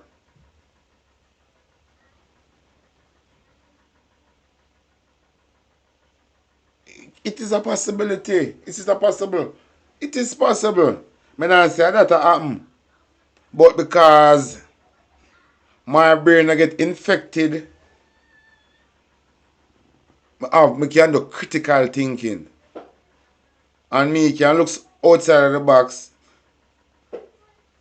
and see some things some next people now go see because a lot of people now do critical thinking and look outside of the box. And sit and look on things in some different perspective. And may I say, because I understand a little bit about these war we fought in the past. Saying, so me know say a Epstein file can make World War III kick off in order to save the face of these people who get implicated in this file. And if one is a deep diver, Medjo me I say. Medjo me I say. Because The country them run by investors, you know. When me telling you say, in a Jamaica, the investors them are the colonizer. The investors them fund the government in them politics, and then in return, them dictate to the government what them want, what kind of favor them want the government to do. So if a man who fund Andrew Warner's election 2026 and him have one car parts place, listen me good, you know. Suppose me have a car parts place and me come in a Jamaica and want invest in a Jamaica, do some business. Andrew Warner's election I come to, for running election campaign I come to like couple million. Saying? And I say, alright, I go provide you with the funds for run a election campaign and see that you win. But in return, all of the road them in the rural community, I don't want to fix them because all of these taxi man, I'm going to put up small parts place in these town, in these any local hot spot. Me I go open one parts place in these hot spot. Ball giants, rock and all things, everything for car who I feel drive from bad road on a regular day, upon a regular basis. So me I go open one parts place in this era where the taxi man them have to come buy these things from me because them have a bad road for butter with, and then now come off it because them have to name my food because them have them picnic for feed, them have rent for pay, so them I go butter up on the bad road and me I go make money from them by the government not fixing the road under my order. Because I'm funding my election and I need to make back my money, so I'm going to make it back through them taxi man here. So don't fix them road there, so I can get to make my money out of selling these taxi man the parts that they need for them car. You don't understand politics?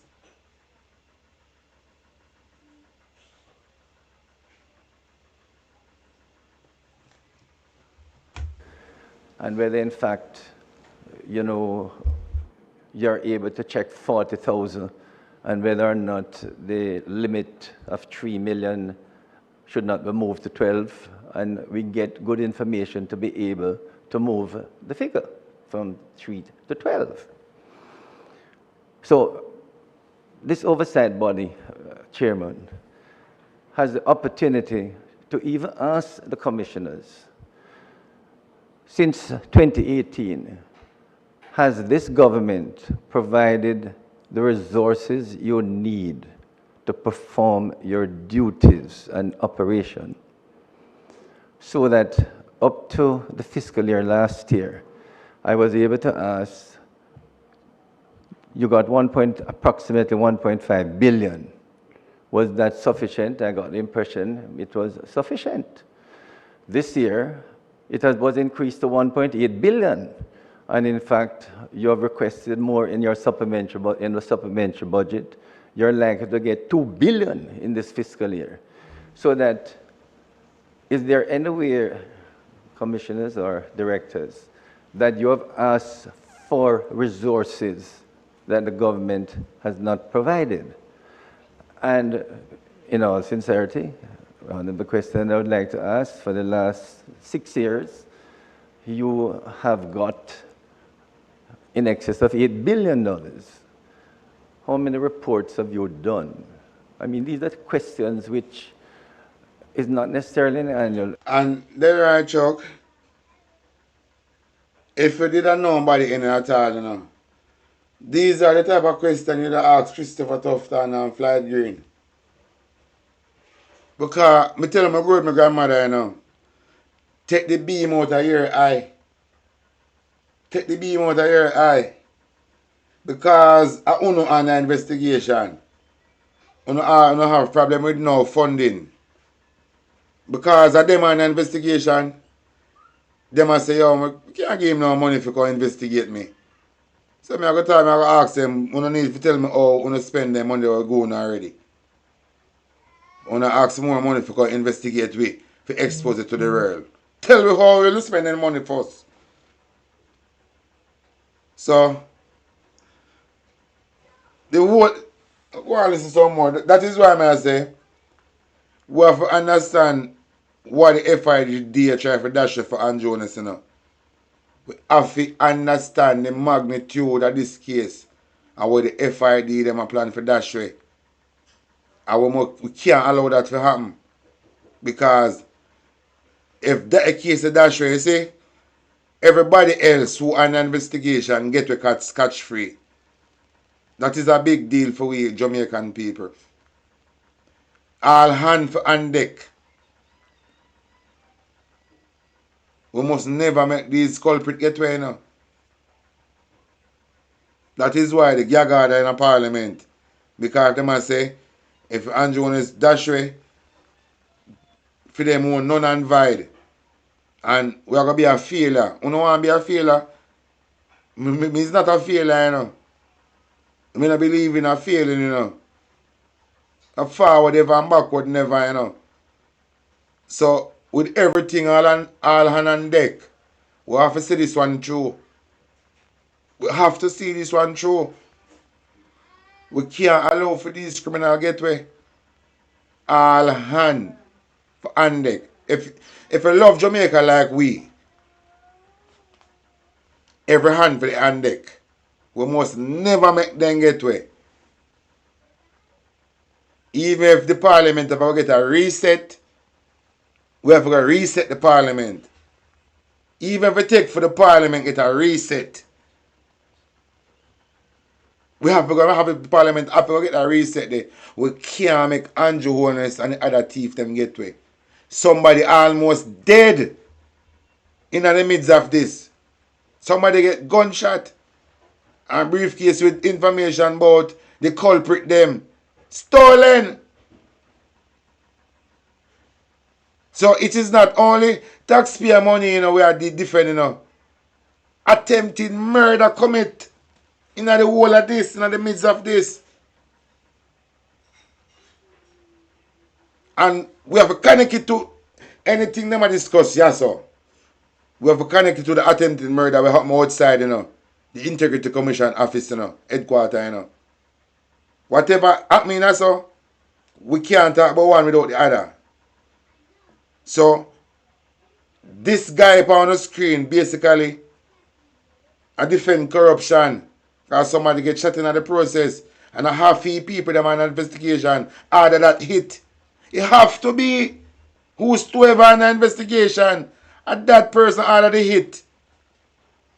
And how it's obvious the Integrity Commission staff should get extra protection and request more security from the police commissioner by a letter sent to Anthony Anderson and Andrew Jones, and then get the assurance they was going to provide them with extra security. But someone call and stop that, resulting at this one of the Integrity Commission man forget shoot and the briefcase stolen. Then them go in a Cliffviews parking lot and I try to create a narrative. And them I use Cliffviews parking lot as part of the story. Then should I get called in for question to them I play them I take part in this fuckery crime where I take place. This attempted murder. So we can't separate the shooting from Andrew Jones' statutory declaration and we're uncertified. We have to connect the two of them together. Andrew and the investigation, you know. And the Integrity Commission can't certify anything. So it's sent over to the FID. Because the Integrity Commission want more information from Andrew.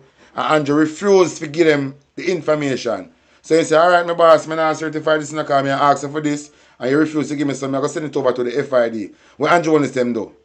Dennis Chung say it is no problem for Andrew Jones to have 28 bank accounts. What then do? I him then sent for become a FID. So, me have to play this to make the people them know say no, we must put every hand on deck to get justice out of this. We must make an example out of Andrew Holness. Is the wickedest guy ever considering at the Prime Minister office. Is the only guy who create genocide upon him people them.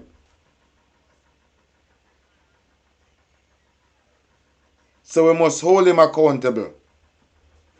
And who don't like it, who don't know the motto. Not even the dog that piss up on the wall of Babylon shall escape the wrath. So you see if a corruption you deal with, the fire going to burn you. It's going to be judgment. Because we in a revelation time. So you see if you not deal with righteousness, the fire going to come and devour you. Because Mother Gaia cleanse itself of all things that is unclean.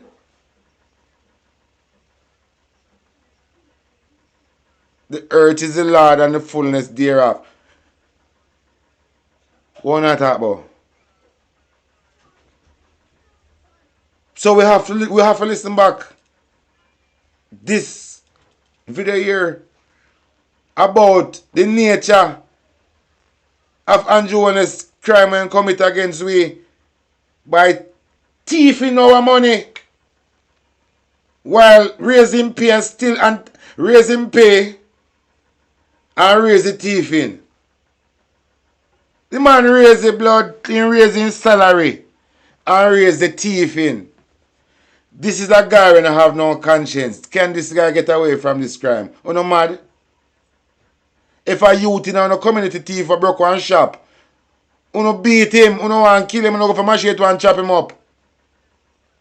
But the man we can make you father ride go down the road and drop off on bicycle and join in one patrol because the man if he has fixed the patrol a thief the money and put in a 28 bank account. Una laugh with him and I call him bro guy at 1 p.m. And if I look at you thief and goat in the community, you kill him. But you don't love thief.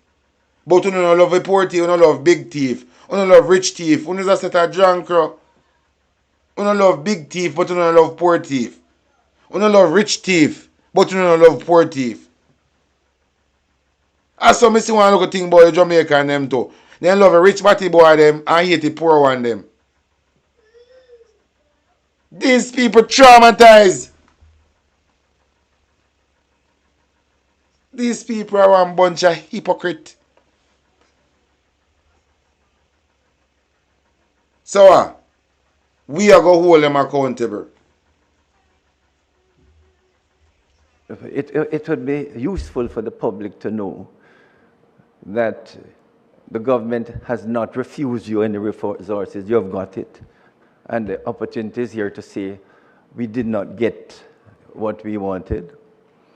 And to say that you were not able to conduct more research, as the case may be. So the oversight bodies where the commission has the opportunity to present its case openly, just like how we have the opportunity to ask, how do you operate? And I mean, if I might shift from that position to ask the question, a report that comes to Parliament, is that report the report of the Director of Investigation, or is it the report of the Commission?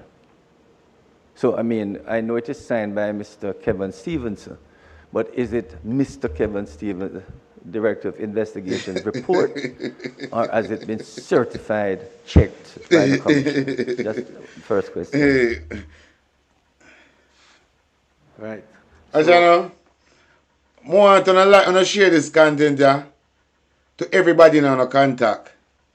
Seeing, because someone want some motivation. Someone want something to motivate you know. To get back in the blood and fire comrade spirit. So I want to share Talk Your Mind TV to everybody in our contact. Because everybody want Andrew for God prison. We still want him God prison. We must never lose focus. No distraction, that is the motto. See? So I want to share it. See TV up on the screen. And worried. Chairman, I believe that the member Member Charles wants to make an intervention, but if it is that you wish to answer ahead of that, because I believe what he has to say will comport somewhat with the original question that Member Paulwell raised concerning the relationship between the Oversight Committee and the Commission and the power that the standing order gives it in relation to what the Act says at Section 6.3. Only no need if you have no real relationship with the Integrity Commission, you know, because it is not about friendship. It is about doing what's right. So the moment you come at about relationship, keep that with your wife and your kids. In our business, it's not no relationship. You understand? Keep that relationship business in your house. No can't go everywhere with a relationship. That is why Andrew wants to go collect money from Canada and America to promote on a relationship in high school. You don't need to keep that in our house. Continue. So if you would allow him, yes? Yes, to ask you, so you would have the two questions to answer. Or if you wish to answer directly to this one and then you go to, okay, fine, please go ahead. Yes, a report that comes to Parliament is the report of the Director of Investigation. That's how it's done in the law. The law provides for the Director of Investigation to investigate and to report. A report is passed to the Executive Director to be passed to the Commission. The Commission looks at the report and tries to ensure that there are no... Why Andrew Wallace them call the Integrity Commission to Parliament? They want to see the dynamic. They want to see the structure of the Integrity Commission. If you know which part they can weaken, if you know how to deal with it, to make it no used to you understand? Them a look then when them after this now, them know how to do them for weaken the whole Integrity Commission. That was the purpose of this visit. So then they want to know how to break it down. So then call them to come explain how the Integrity Commission function. Because they want to know how to approach, to break it down, to break it apart. That was the purpose of these people, then call them in the Parliament. That was the only reason then call them in the Parliament. If you see how it's structured, if you see how to break it apart. Because remember them not have the manual. Mark Golden, them draft up this thing and them like it and give them blessing and it got through. So them is not the architect. Them is not the architect, so them never understand how it really function. So in order to get the blueprint, them have to call them to explain how it operate. It come like you buy something without the manual. But whosoever sell you gotta have first hand knowledge how it work. So you gotta show them, you gotta say, boss, how this thing work. And then tell you, and then from that you know how to deal with it. That was the purpose of calling these people to the Parliament. They want to see it structure to break it apart. That was the purpose of this visit. Misstatements, but not the Commission's report as such. It is the Director of Investigation, and we, according to the law, are the body that are supposed to pass it on to Parliament. So it should not be thought that the report is one crafted by the commissioners. Not at all. But at the same time, we ensure to make sure that the Director of Investigation is acting within the law.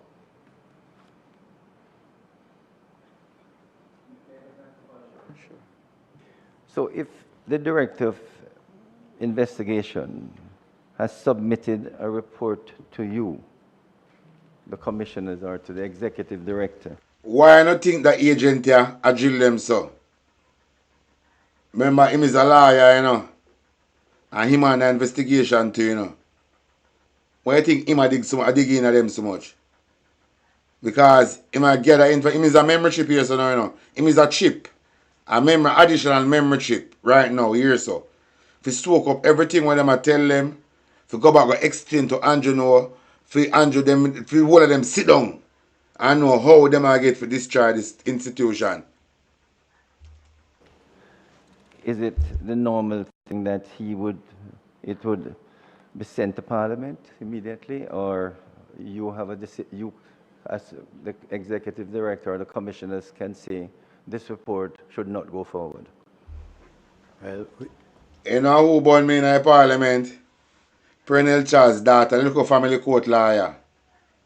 The local family court lawyer, local Kwashi lawyer, the family court lawyer. The local Kwashi family court lawyer. Perennial Charles Jonah. The girl we was Clarendon. Kwashi lawyer, you know. We have not had that situation as far as I can recall. But let's go back to the beginning of this commission. Members will recall that there was an inquiry done, an investigation done in respect of what is called the Rooms report. And you will recall that there were certain conclusions arrived at by the then acting director of investigations, who had been the contractor general. And the conclusion included a finding against 2 members of Parliament. The commissioners read the report and did not think that the facts as appeared in the report justified the conclusion. And we issued a separate statement indicating our disagreement. And it's just that we seem to have very short memories. But that did happen. And of course, some people were not pleased that the commissioners did not agree with the director of investigation. Well, so far, the reports that have been submitted to us, that we have passed on to Parliament, we have not seen anything for us to say that they should not go to Parliament. Well, with due respect, Chairman, there's one in which the Director of Investigation submitted a final investigation report on February 19, 2023. This report was not tabled in the Houses of Parliament.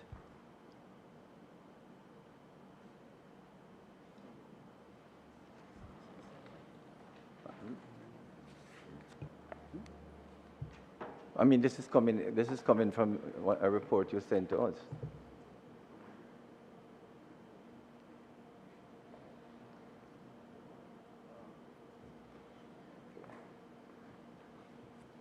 May the director be allowed to answer that last.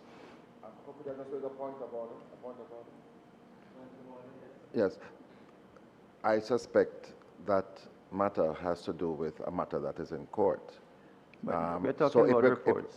If we're going to open that gate, then let us open it. Chairman, I wouldn't wish that gate be open, but I think it's in the general. That gate you hear me talk about, this is Andrew Wellness case. Them afraid they don't want, them afraid like a puss. This a guy here begs they don't want that gate to open. You know hear him? I wouldn't wish for that gate to be open. Eh? What do you mean say you don't wish for that gate to be open? Corruption. I go and find a song there. I go and make them go and listen to this. I go and find a song there for that. Corruption upon them. Generality of reports. Yeah. And this has to do with procedure. It doesn't really have to do with the specifics of a report, but rather it is procedural. We understand the sub-judice rules. Okay. The director can answer. He can answer.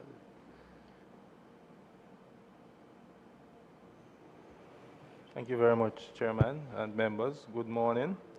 The provision that governs the tabling of report in Parliament, or the treatment of reports generally, is Section 54 of the Integrity Commission Act. Only certain reports are required under that section to be sent to Parliament for tabling. So, for example, if during the course of the investigation, the Director of Investigation is of the view that there is insufficient evidence to continue the investigation, what happens is that the Director will terminate the investigation and issue findings to the Commission. That report is not tabled. The other category of investigation reports would be investigation reports that contain findings which are considered to be a breach of code or any law or an act of corruption. That category of report, having been sent to the Commission, would thereafter be tabled. If it's only a breach of code, it would go directly to the Commissioners, then to Parliament. If there's a breach of law and there is a recommendation to be sent to the Director of Corruption Prosecution, the report is referred on to the Director of Corruption Prosecution together with the file, and having completed her ruling, that would be sent back to the Commission, and it is then sent to Parliament for tabling. I am not sure if I should comment on the February report, but that is the general... No, because the follow-up question, Chairman, is simple. You do a lot of investigations, and you do reports on these investigations. What proportion of these investigations would you say you table reports on to the Executive Director or the Commissioners?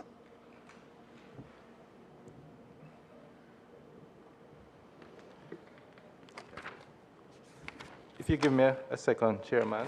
In the annual report itself, there is statistics on all the matters that have been referred to me during the course of my tenure at the Commission. So there are two categories of matters that may be referred. The first category are complaints, generally, made by members of the public, etc. And then there are referrals that come either from the Director of Information and Complaints, having to do with statutory declarations, financial investigations, or the Commission for further necessary action. So far, in terms of complaints, between 2018 and 2024, there were 246 such matters. You can find that at page 58 of the annual report for the year 2023-2024, financial year 23-24. Of that number, over the period, only 155 of those matters were pursued.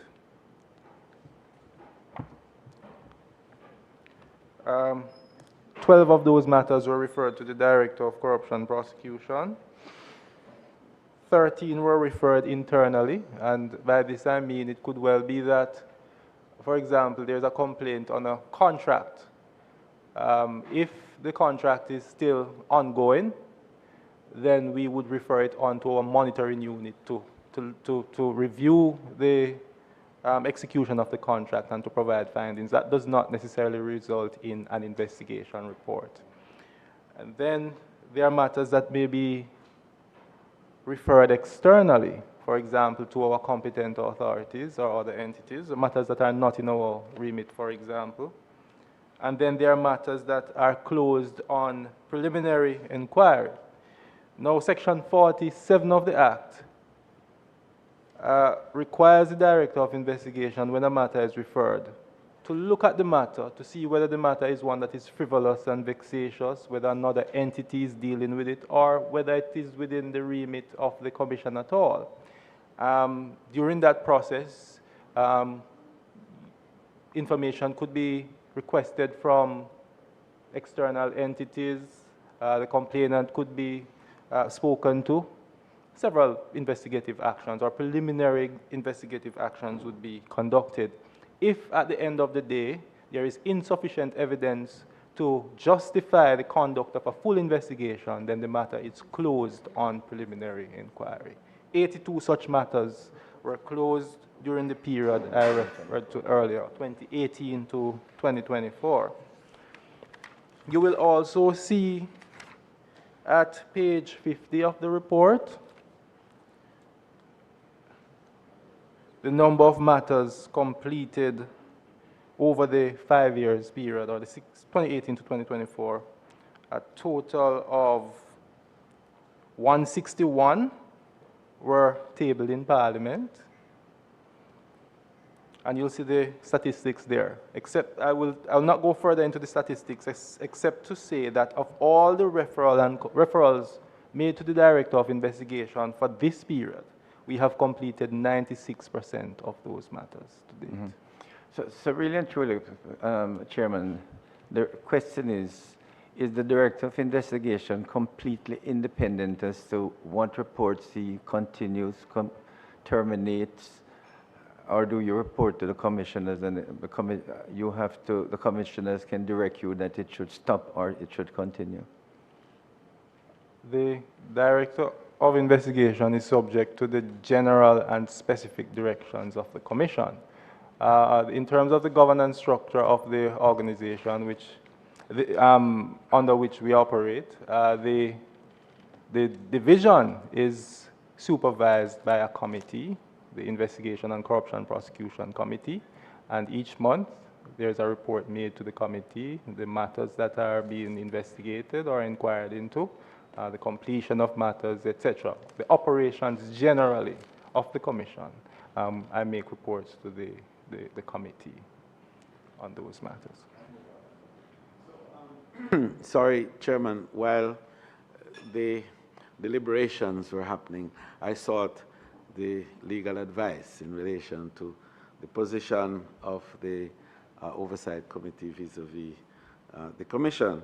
And I was referred to Section 5.4, A and B of the Integrity Commission's Act of 27. Oh, well, big up yourself, you know. Big up everybody who check in here. Subject to Section 34.3 and 36.4, be ultimately responsible and accountable to Parliament for all matters relating to the functions of the Commissioner, and monitor and report to Parliament on the operations and effectiveness of the provisions of this Act. So that's very clear, I believe, in terms of the reporting procedures in relation to accountability.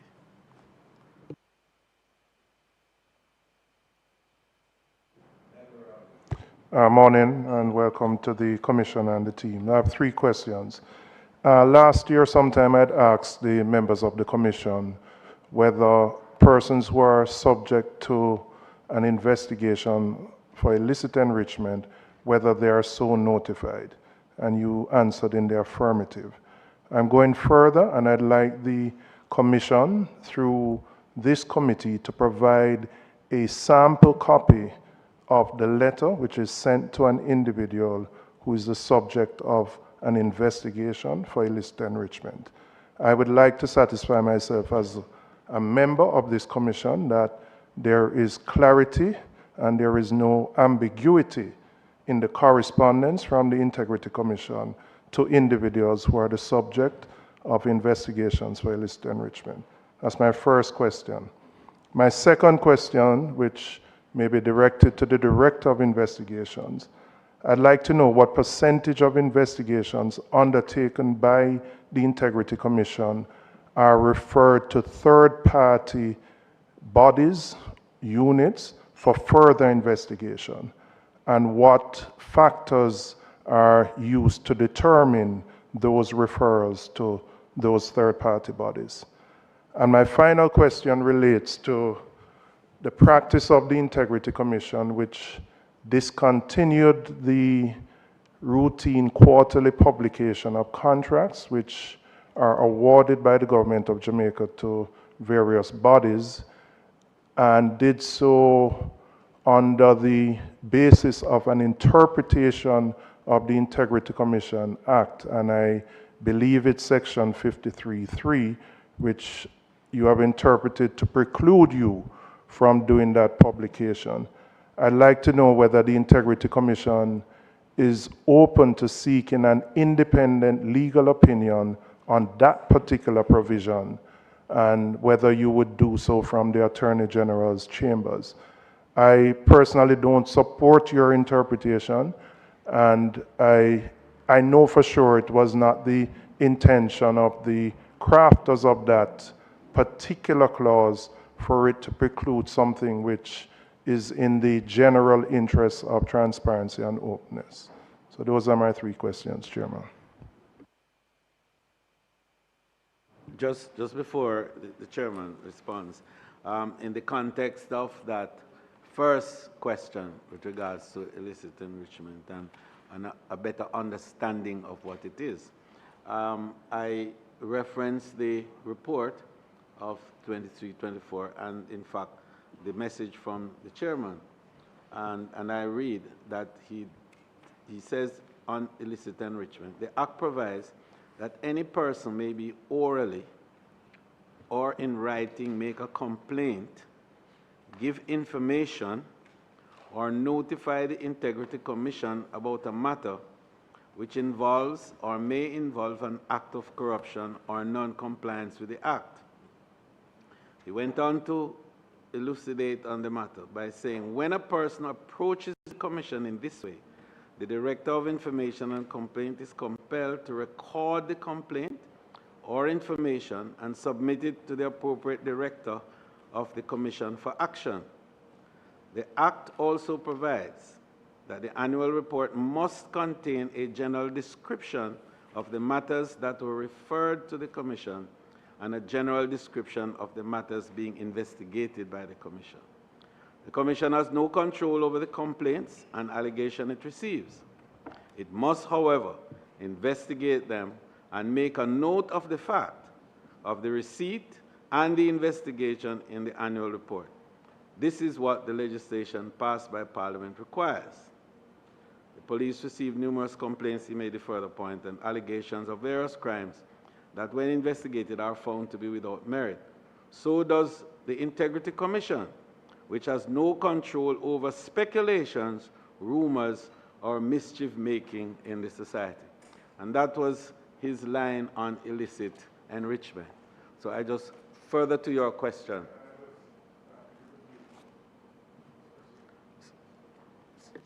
So essentially what we're saying then is it that the illicit enrichment is these complaints which you get?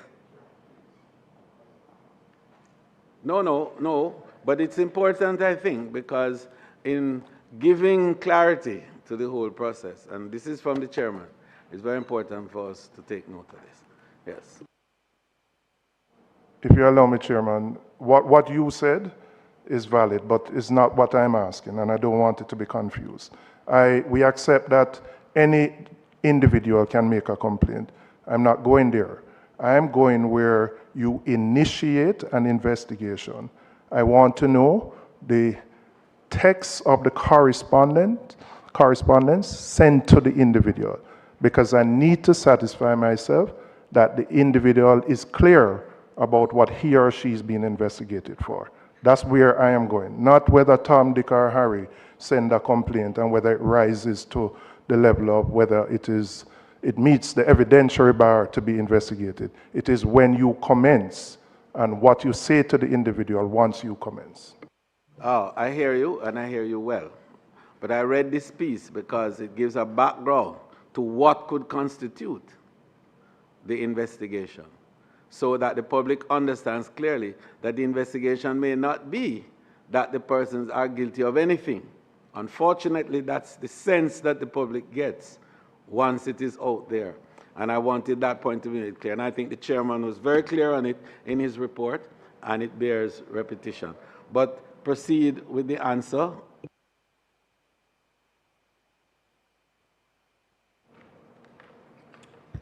Thank you.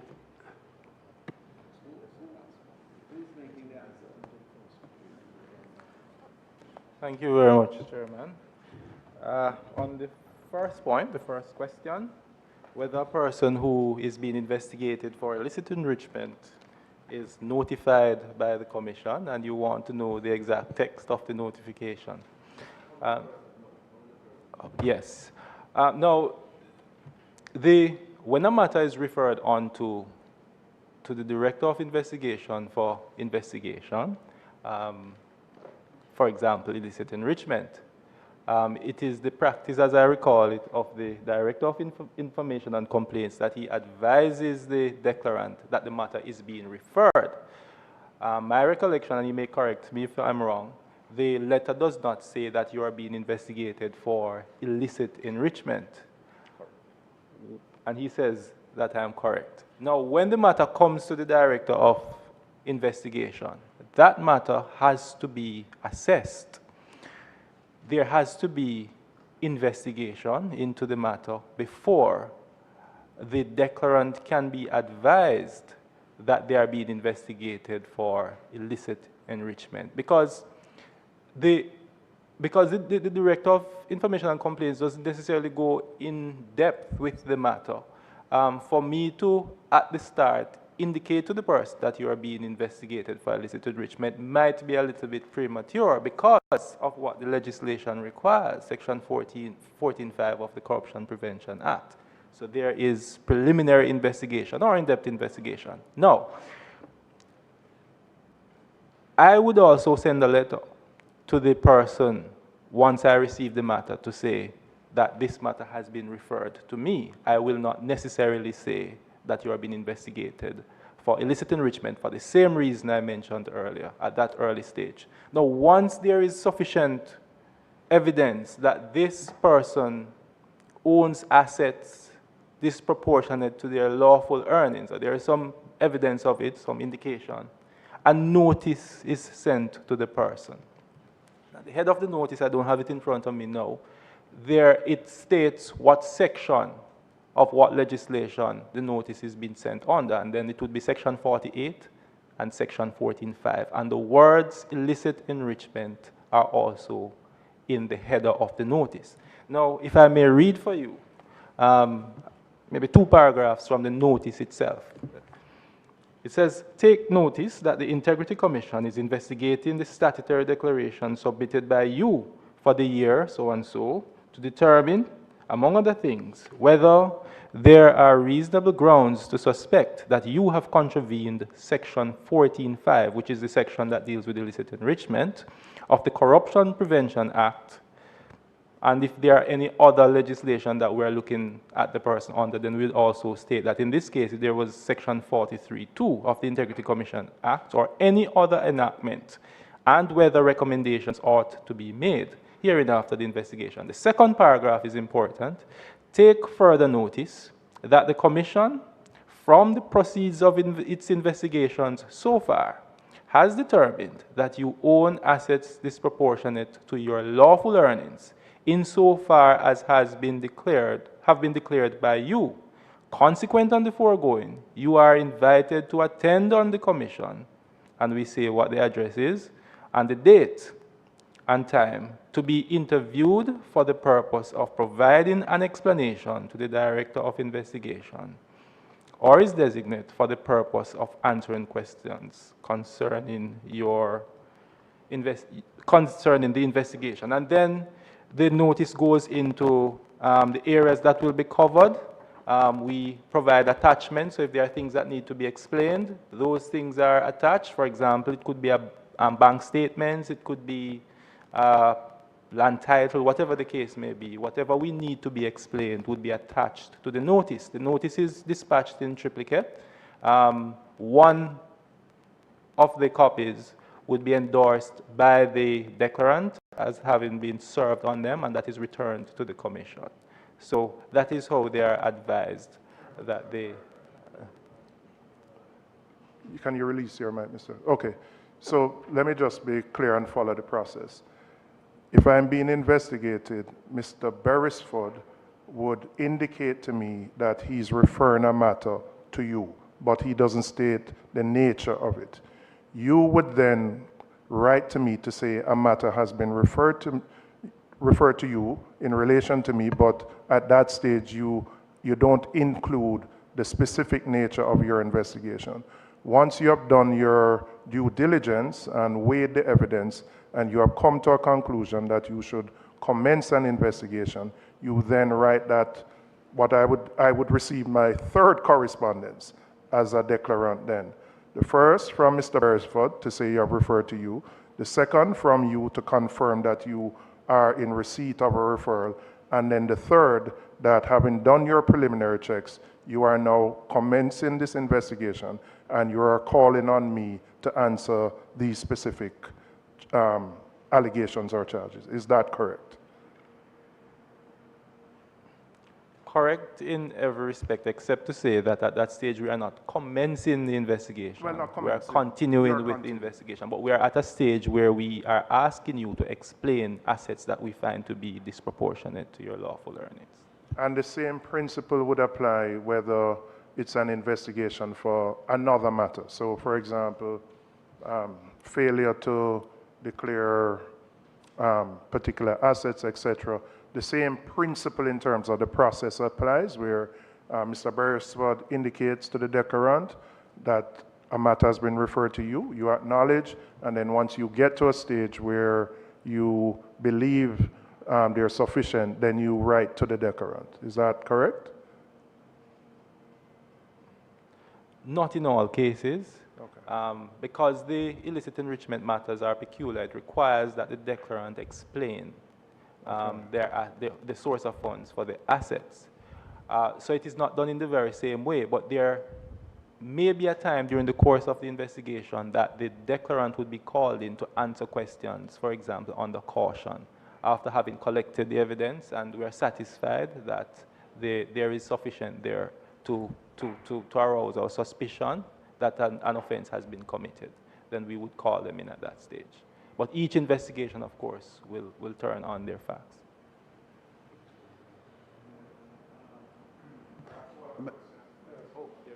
Relating to this, or? Oh, right. So I recognize Member Charles and then Member Malahoo Fortes, in that order.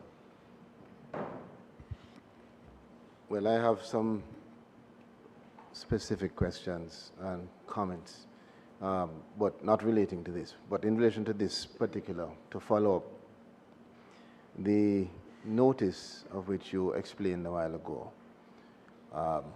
falls within the context of Section 53(3) of the Act still, correct?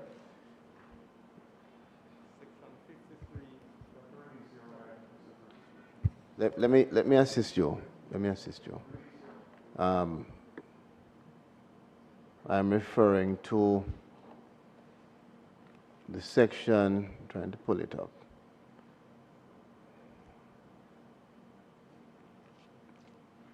That appears to restrict public commentary on matters before they're tabled in the Parliament.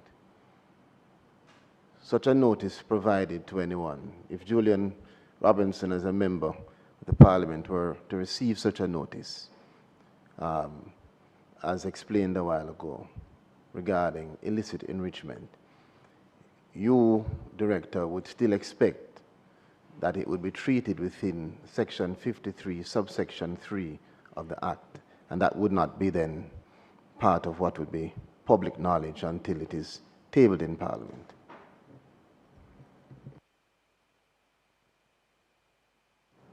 Thank you very much, Chairman. Yes, indeed, the notice, having received the notice, the declarant is, or anybody else who comes into contact with the notice, should not breach Section 53 by announcing that there is an investigation. And you may refer to Section 56, that is even more restrictive than Section 53. That requires that all information in relation to this happening in 2024 statutory declaration, any matter before the Commission, be kept strictly secret and confidential by members of the Commission, staff, as well as anybody who has an official function in relation to the Integrity Commission Act. I paraphrase, so you'd have to check the Section 56. I just nice name them I get in Beverly. Thief, Andrew Thief, taxpayer money, you know. But through they don't want the Well, I want majority to thank people them you for know for that really and then put them clarification, geek name illicit because I think enrichment. that a lot of And individuals in our this society. is the difference between the local media where I broadcast to the nation. The local media should have talking at the language where the people them can understand. Saying the local media not broadcast to nobody outside. So them for talking at the language where the regular man can understand. So when I use the term illicit enrichment, a lot of people not do business. Because then church don't say they don't even know what that means. But if they say the Prime Minister and an investigation for thieving taxpayer money, more people that get the hook. So it's a word, them use word and play with the people them now. Because they know majority of the people them not going to understand this illicit enrichment thing. So I saw these people play with the word. Then could have said thief, you know. Why them I say illicit enrichment? Even the media could have said thief because I really thief it mean. Them have things when they can't get account, or them come by. So then I must thief them TV. So I thief them. So it shouldn't say to, it should never be the media pretty up this thing for the people that were employ were thief or workers. Never make the regular man know say this everything when you say happening, you know. Because Andrew Wallace want to get you off and thief in charge, you know. Just like a regular man from our community would have thief some money, pick some pocket, work some shop. And then say, oh, that man is on bail for thief, you know. I know say I want shop in broke down the road and or somebody in rob a bail in the pan, you know, for thief. As same thing, you know, them shouldn't make it you look on the pallet. So it grab people more. So then use word and play with you. So regular people are not too interested when them hear about this.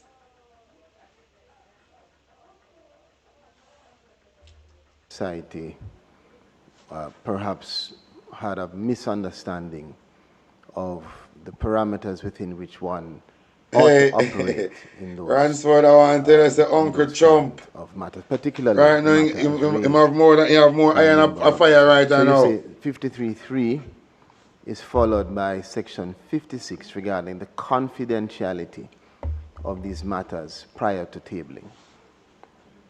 Remember, he might come from one thief in bloodline. I remember feeling that the thief from Upper Land, you know. When Michelle Charles used taxpayer money, cut up road inside the land when that the thief, you know. Michelle Charles allocate money and set up in that the thief in land, you know, taxpayer money. So he might come from one thief in bloodline, you know. I remember say, in a Melissa, a female just seen video circulate with Chinaman, going a female with care package. So, it's just a bunch of criminal. Thief. Some other questions, Chairman, but I don't want to jump over. Mrs. Malou-Fort had a... Before you go to the next, Mrs. I'm seeing that Member Malou-Fort is not quite ready. So. I just want to ensure that my other two questions are answered. The one related to the percentage of investigations that are referred to third parties and the rationale for that, and then in relation to the decision not to publish contracts and whether the Integrity Commission is open to independent legal advice on that particular provision, and to ask the specific provision in the Integrity Commission Act that the Integrity Commission has relied on to support its decision.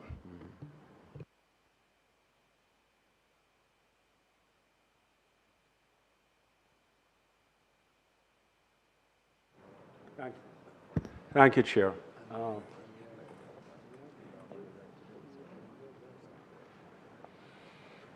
Thank you, Mr. Chairman, and committee members. We are happy to be here and to answer your questions. There is two matters I want to address.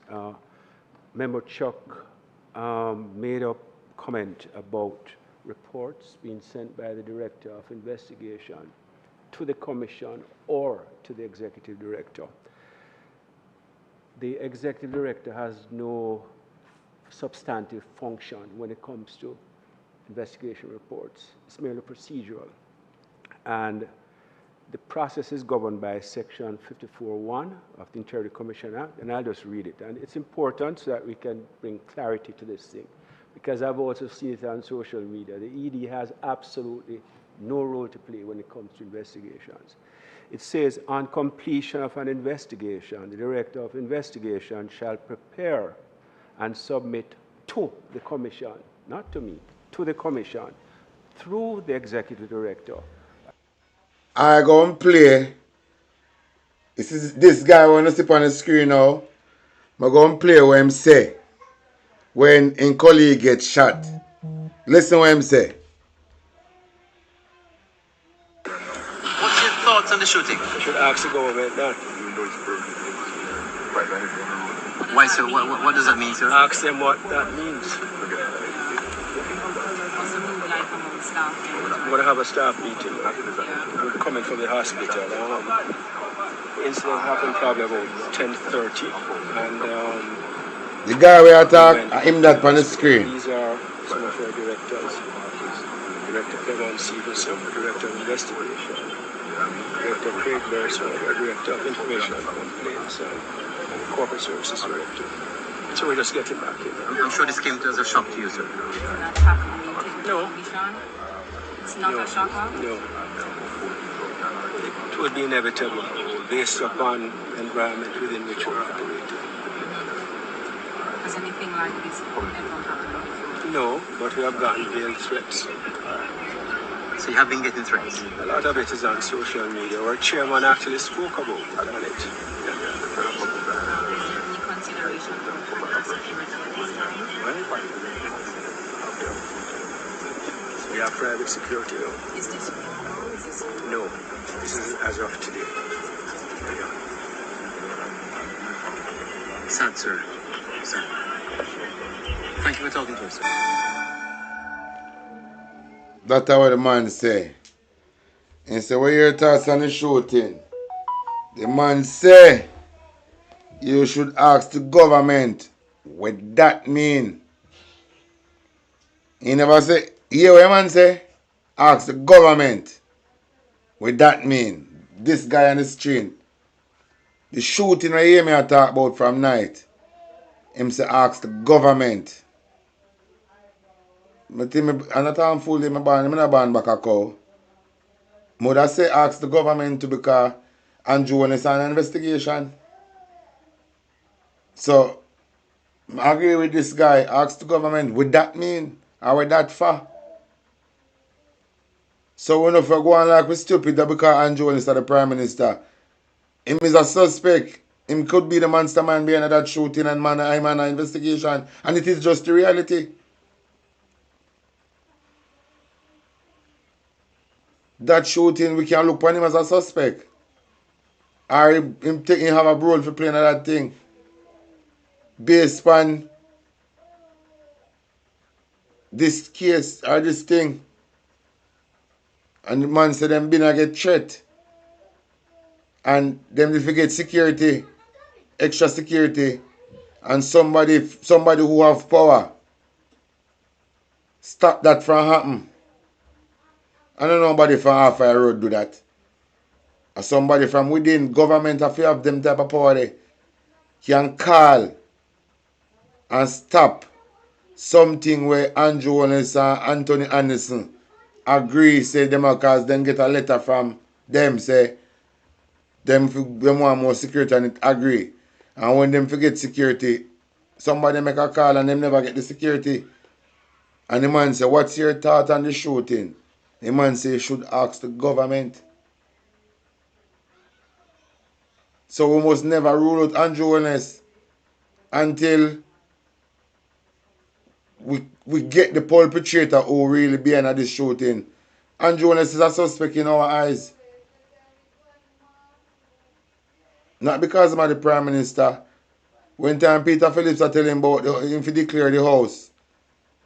He say Peter Phillips bad man and him a human. Say he have feelings. He say him a human, he have feelings. And he only can say that Peter Phillips bad man so him beat him to it. So he must clarify say him a human. So in this matter, him is still human When did that claim to be? When Peter Phillips did that raise alarm out in house. See? And until we find the real shooter behind the Integrity Commission, man, Andrew only should be a suspect. And that's the truth.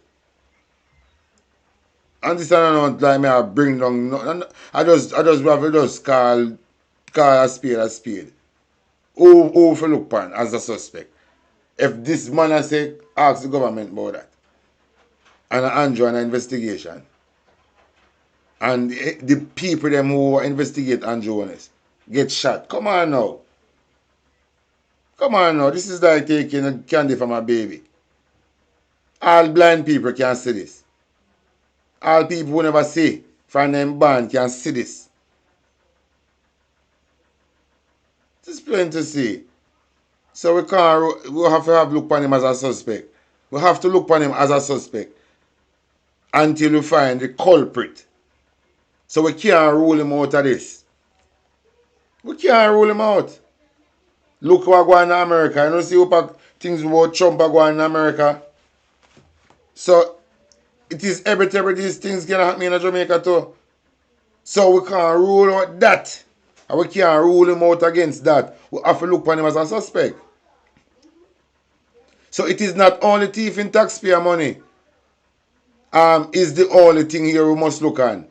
We must also look at attempted murder of a member of the Integrity Commission who is investigating the politician who happened to found one of the culprit where they listed is none other than Michael Andrew Holness. So we can't rule him out. We have to look upon him as a suspect until we find who pulled the trigger, who ordered that hit, and the Integrity Commission man. We have to look upon it like this. Andrew is a human being, like him claim to be a human being. And we must look upon it, say, him is a claim to be a human being doing the work as the leader of the Jamaica Labour Party, which make him the Prime Minister at the moment, illegally because he don't have a seat to even sit in our Parliament. But because our money went thief, give him that power back in our Parliament. So you see the danger of allowing our tax dollar to slide like that. When we allow our tax dollar to slide like that, we're going to hold on in bondage because our tax dollar going to pay to hold it on in bondage. So we have to put a stop into this. So make we listen some more at this. A report of his findings and recommendations. So it merely comes through me. And for clarity and for full understanding, we can tell you what the process is. The Director of Investigations sends me the report.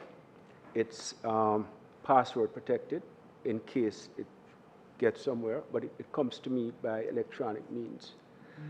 Once I receive it, literally within minutes, and this applies to all the reports I've gotten over the past nearly 5 years, I send it to all 5 commissioners by email. And then via another means, which I will not disclose, I send the password. And that's all I do. He sends to me, and I send to all the commissioners, and I copy him so that he knows that it has been sent to the commissioners. And he would have provided me with the password by another means, and I will send that password to the commissioners. That's all I do. And then once the commissioners decide, in keeping with section 54(4), that the report should be tabled into Parliament, they instruct me to proceed. And then the cover letters that you see, which accompany the investigation reports, I sign on behalf of the Commission. That's it.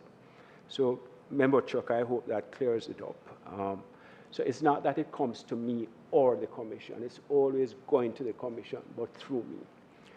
The third question that Member Robbins asked, I can address that. Member Robbins asked about the QCA reports. These are quarterly contract award reports. I had developed that concept back in 2006 when I was Contractor General.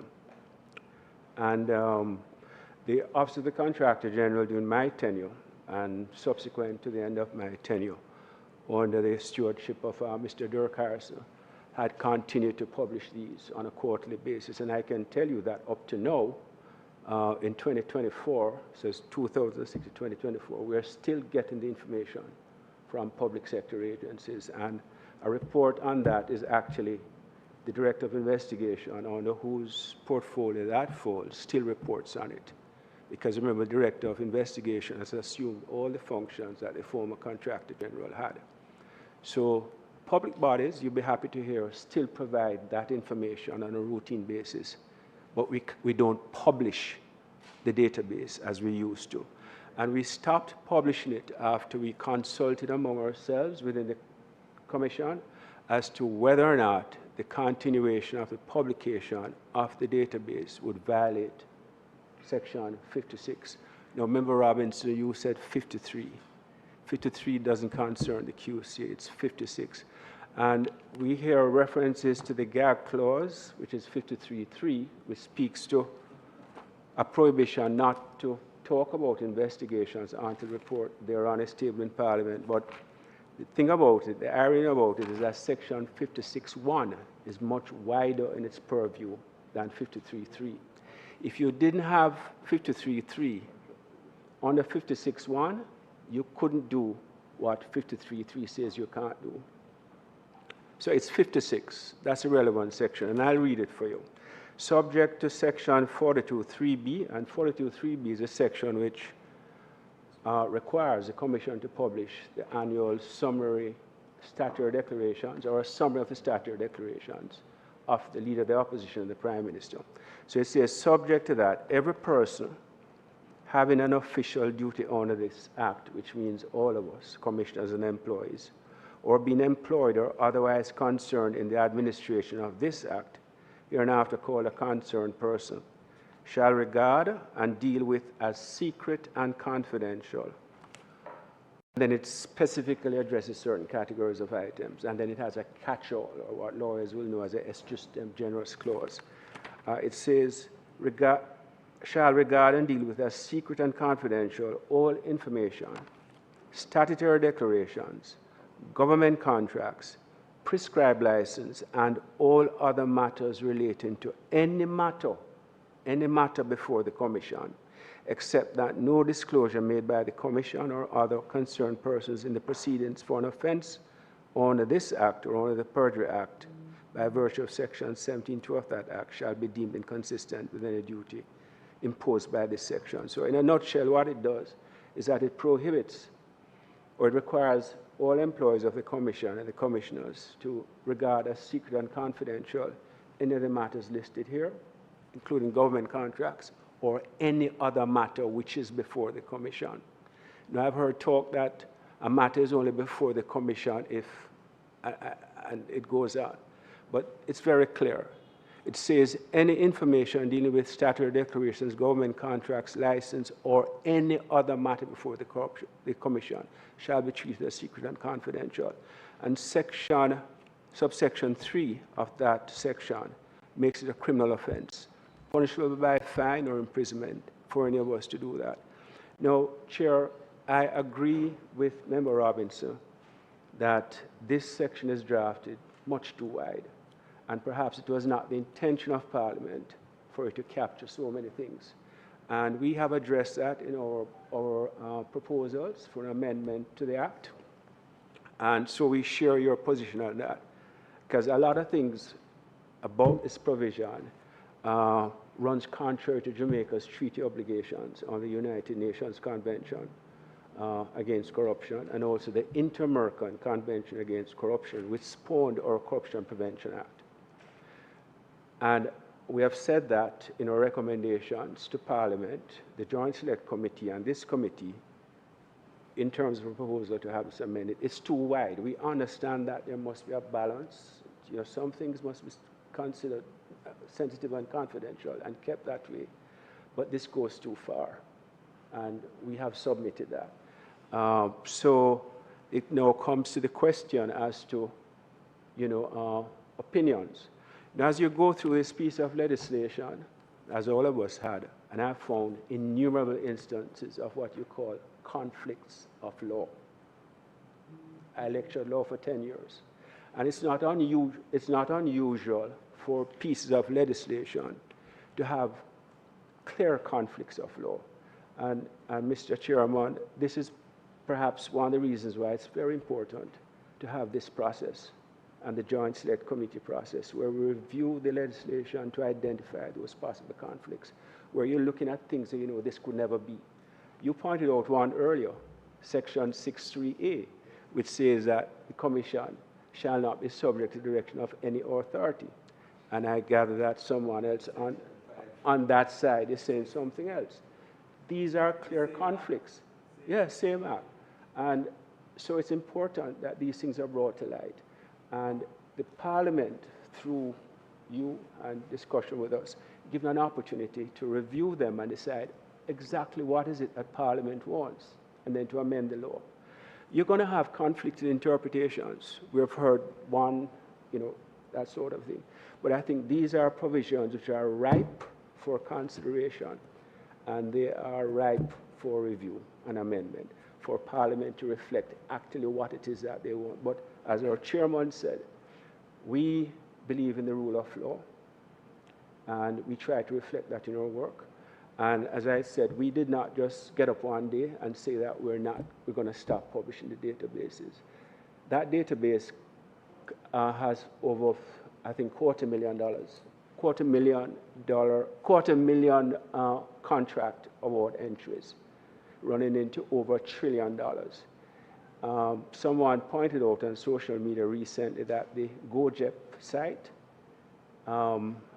replaces that. It can't. Our database, there have been tracking contracts awarded from May 1, 2006, and that's almost 20 years. And it's freely searchable by any member of Parliament, any member of the public. No member of the public can just go on the GoJep site and search for contracts. In any event, they won't find it going back to 2006. Only the Integrity Commission, having assumed the responsibilities and all the data and resources coming from the Office of the Contractor General, has that information in its repository. And it's very important. It's a great tool for transparency because it tells the taxpayer how their money is being spent. If public body A, you want to track all the contracts it has awarded since 2006 up to now to a particular contractor, you can get it like that, and it tells you everything. You can put in all sorts of permutations in your searches. So just a follow-up on this, have all your questions been? All right, let's have that.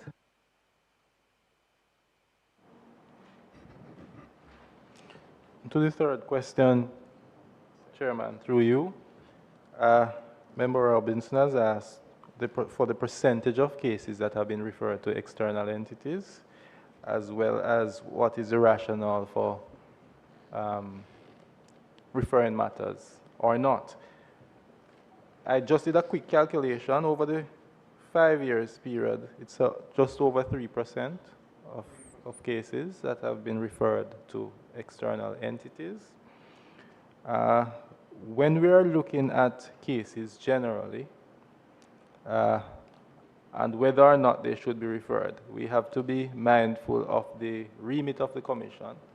Although there are other entities with similar or complementary powers, we have to be careful not to divest the functions that we are to perform, particularly when you look at the independence of the Commission in the treatment of matters having to do with public officials, and whether other entities enjoy the same independence. Now, what we do, and what you will see coming out of the investigation reports that have been tabled so far, is the request for information from other entities, for example, competent authorities. You'll see, for example, requests for statements, information from the tax administration, etc. We also ask for information from the FID to assist with our investigations.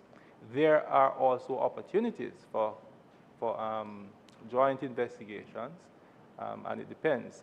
So far, the Commission has been invited to participate in joint investigations by other entities, and we are presently participating in at least one or two of those investigations.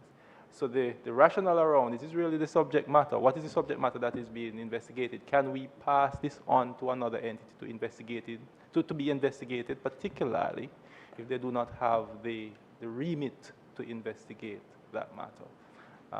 And if you look at, for example, at statutory declaration-related matters, who would we refer it to be investigated? For example, if you are looking at just purely the statutory declaration, then of course you'll have to refer to the functions of the Commission to investigate these matters and whether that can be carried out by another entity. But as I've said, we've cooperated with other entities. We have, from time to time, meetings.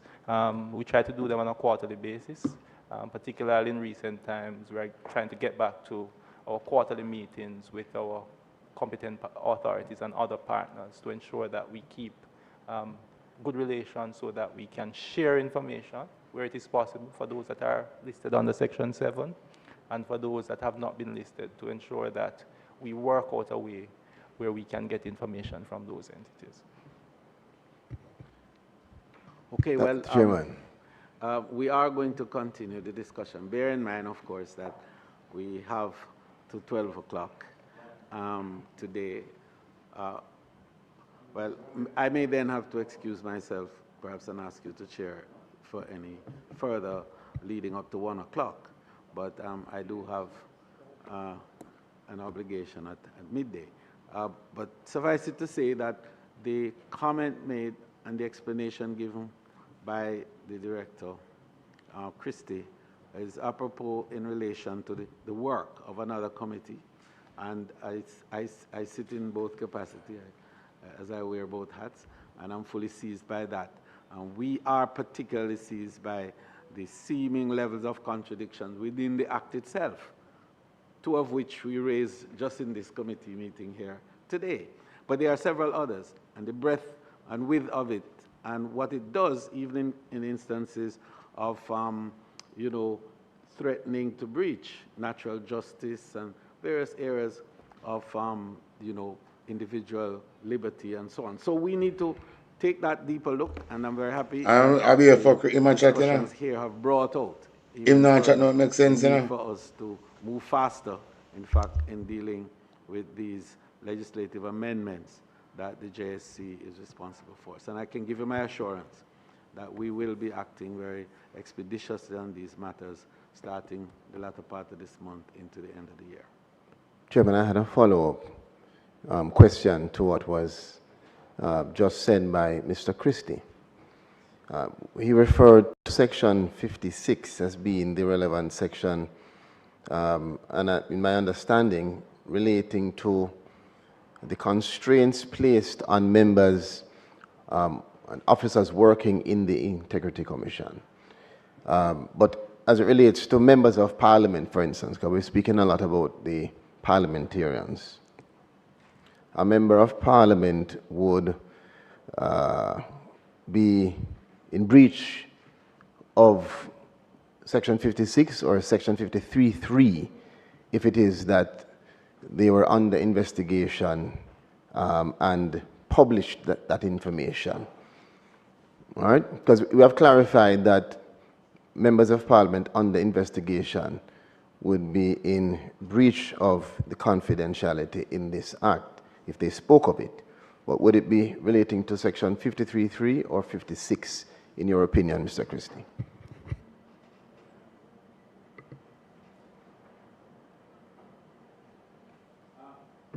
I'm sorry, just to indicate, members, that I do have an appointment with the non-resident ambassador for Rwanda to Jamaica, and he's passing through, and I did make it for 12 o'clock because we had hope for a 2-hour meeting.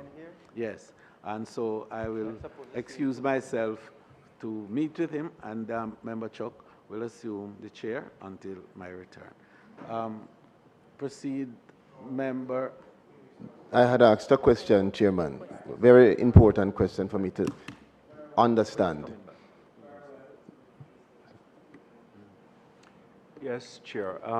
Member Charles, I think it's a fair question in the circumstances, given the language of both provisions, as to does it prohibit just members of the Commission, employees of the Commission, or does it extend to other persons? The Commission actually issued a statement with respect to Section 53.3 the other day, when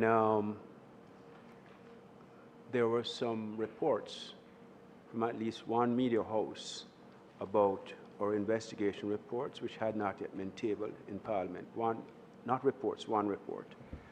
And the point that the Commission made was this. It says, and this is what it highlighted. I'll read the entire section and tell you what we were highlighting. Onto the table in the Parliament of a report on a Section 36, all matters on investigation by the Director of Investigation or any other person involved in such investigation shall be kept confidential, and no report or public statement shall be made by the Commission or any other person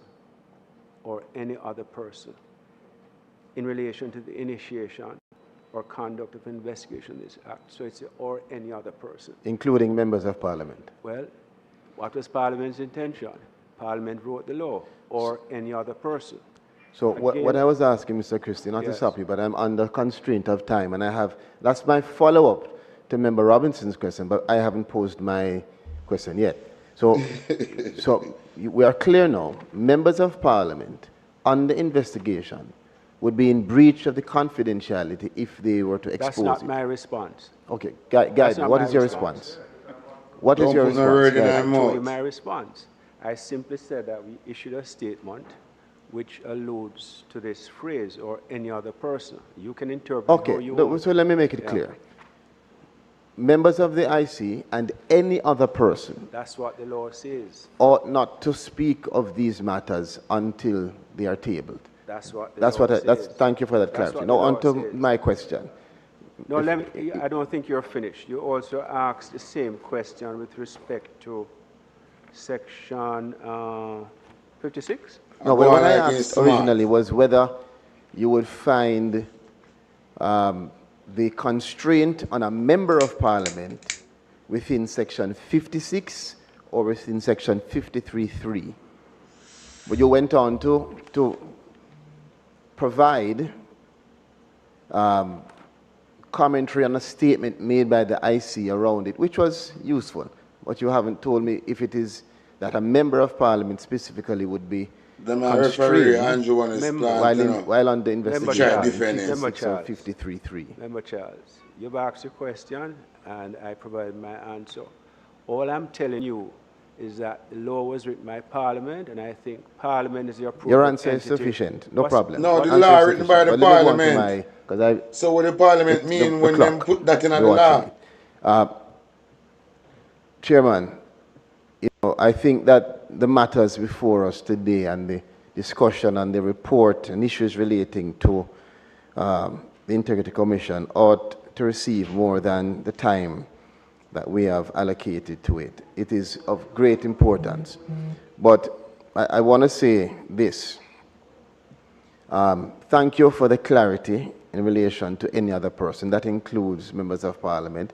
But let me go to what I see as an insightful and thought-provoking opening from our chairman of the Integrity Commission. Like and share to everybody in our contact. It is an honor for me to be in the position to listen carefully to what the Honorable Justice Panton said. And he has made a statement to the nation which is very clear. I just played tone a look while. Listen. Which causes me to have concern. It is evident the frustration expressed by the chair in relation to perhaps the perceptions around the Integrity Commission. and it is concerning to me of the impact that that might have in terms of the operations. Nevertheless, I want to join with Chairman Panton in his, one, highlighting that our Prime Minister has given full support to the Integrity Commission and acknowledging even the commentary of the Prime Minister in terms of how he views the Commission and how he views the importance of its objective. It's important to put that on note so that the public can know that that is the feeling of the Integrity Commission in relation to the Prime Minister's stance. Secondly, I want to acknowledge the strong rebuke of any statements that contribute negatively to how our society sees the Integrity Commission or sees even our engagement. And matter of fact, the specific words were such statements that fuel a sort of mood among sycophants. Yeah, and we are called sycophants. Focus on the society that we live in, and that we need to understand persons. We have to be careful of what we say. And in that context, even though this was not the intention when I stepped into the Parliament this morning, but because of the statements, it was the intention, man. To ask burn you. Of the Commission's perspective in that context on statements that have been made by the Executive Director. Yeah, man. In September 2023. Yeah, man. They don't have a secret. They never secret to my keep. Following the unfortunate incident on Which Director unfortunate? Evans, we heard. It is not an unfortunate incident. It was a deliberate attack on the Integrity Commission, not an unfortunate incident. It was an attack. And I honestly believe that the man that get exposed is behind of that attack, this unfortunate incident. The man say what he say. Like we born to kill and I say, me like what me like. The man say what he say. And we agree with him too. We agree with him too. So, I want to repeat what he say. Like when I'm in the Parliament, I want him to say it again. So say it again, my boss.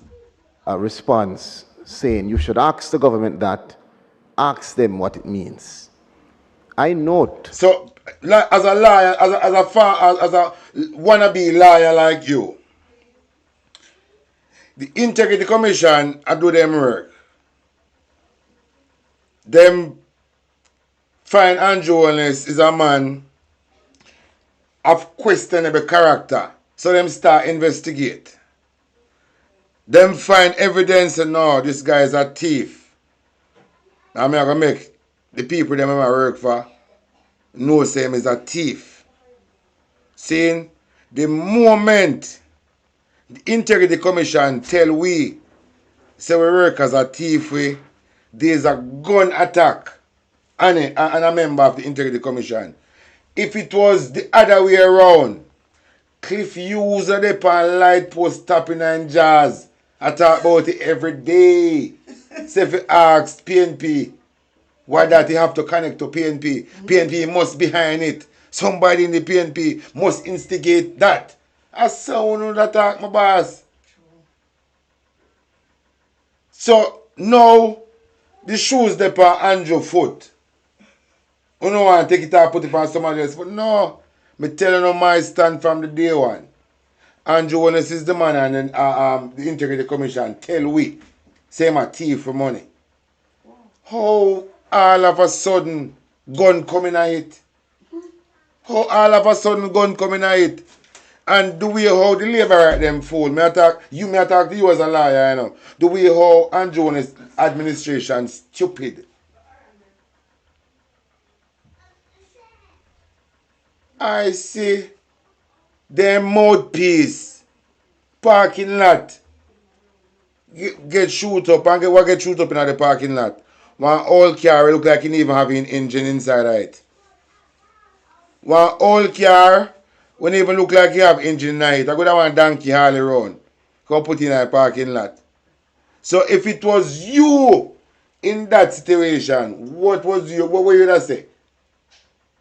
Remember, you know, the man them to get extra security. And somebody within the government block that. Who have them power there to call off the extra security with the Integrity Commission them should I get when they request it? Who have power to do that?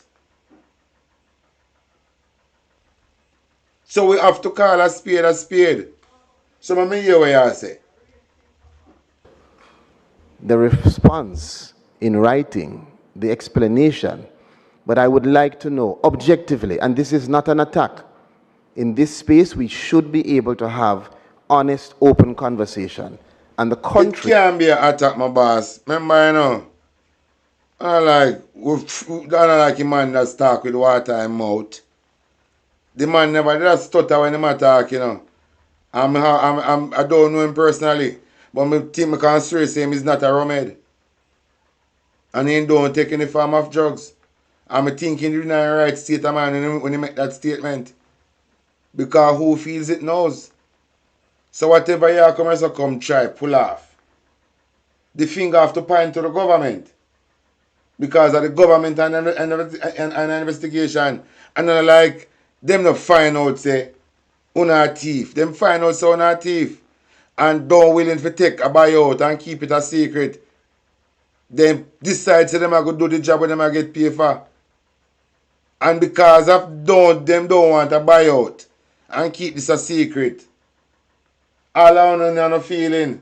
Because you don't want everybody, you don't want corrupt in every institution in the country. And then the institution don't want to get corrupt and not get rid of it.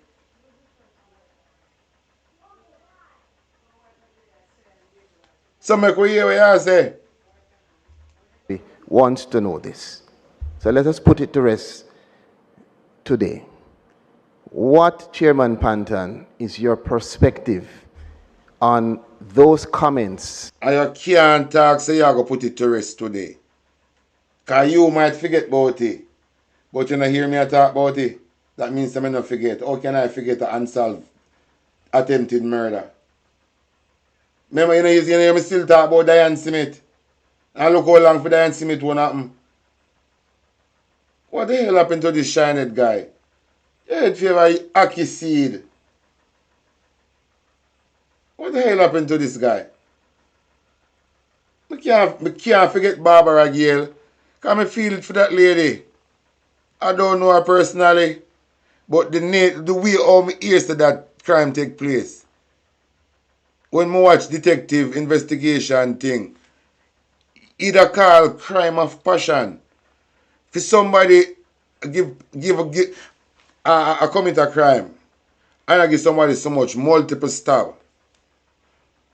You have to then rule it out as crime of passion. Come on now.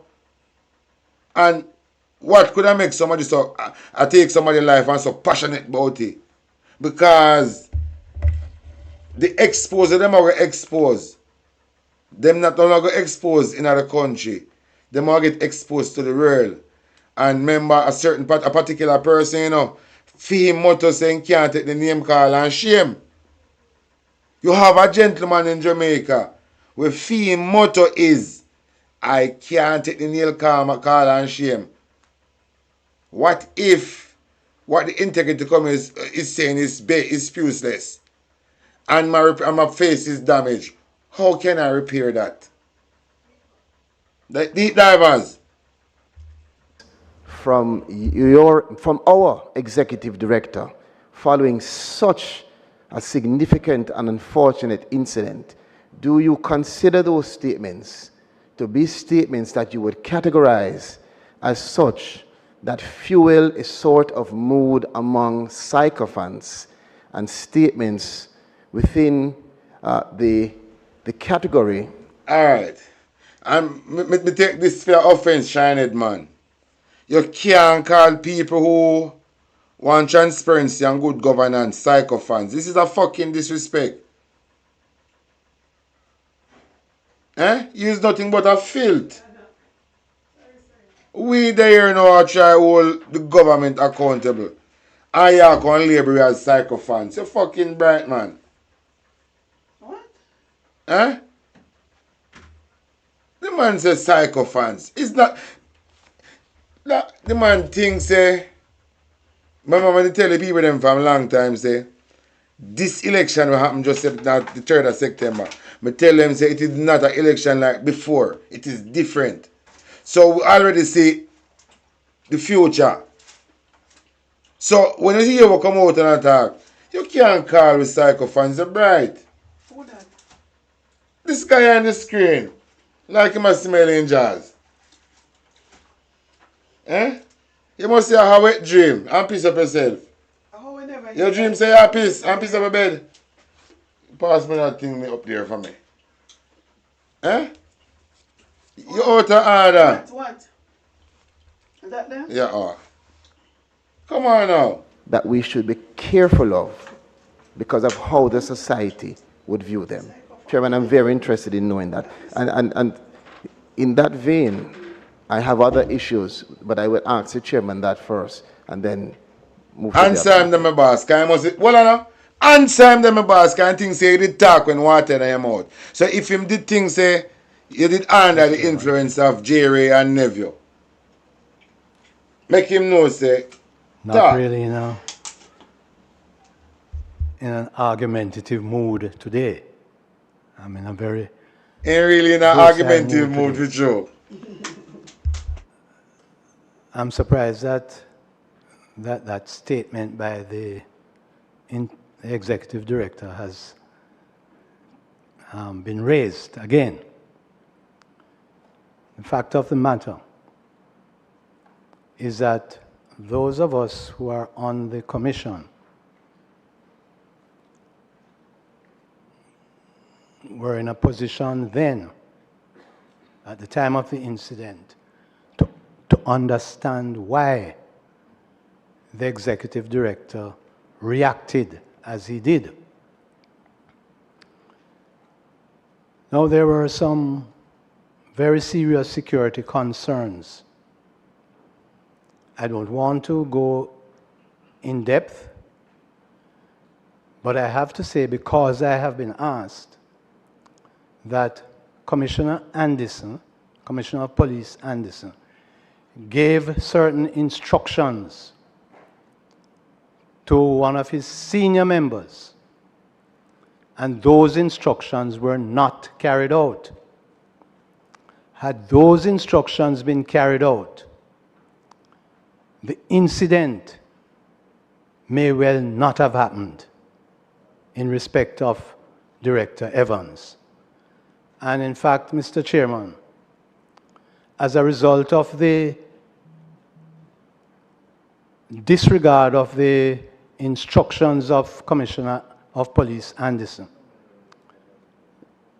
I had to write a letter to the Prime Minister of Jamaica, copied to the Minister of National Security, exactly 1 week. Listen. 1 week before this incident.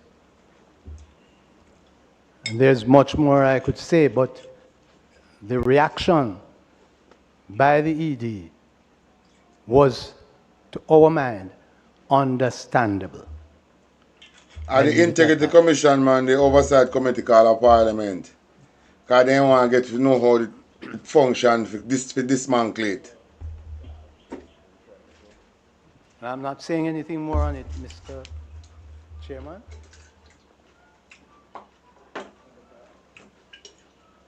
Yes.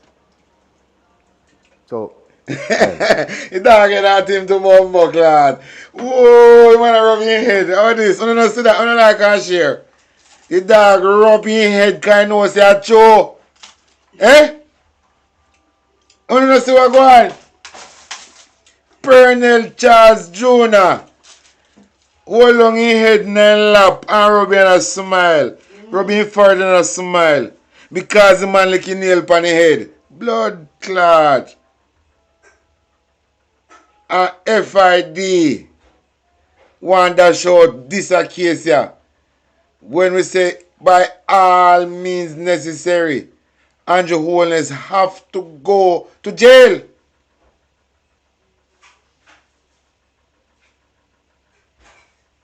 Pernell Charles Jr. just confirm, say, sure, and find out the sabotage go on.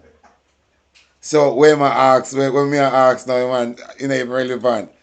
And that's him I saying in September, man, find out something, I fuck you know. At that parental charge will be in head. And I say, so when me are telling us, say, we can never rule out Andrew Holness out of the shooting incident. Andrew Holness is a suspect. You have to be a suspect. And that's just the reality. And this is the thing, like how me can just stay here and go back for this year and we are go through it now. The local media in Jamaica, you know, where sometimes they might broadcast some madness to the people them on the island, you know. If them do things like this and I do a breakdown enough things, you know, and I ask questions, you know, people that tune in, you know.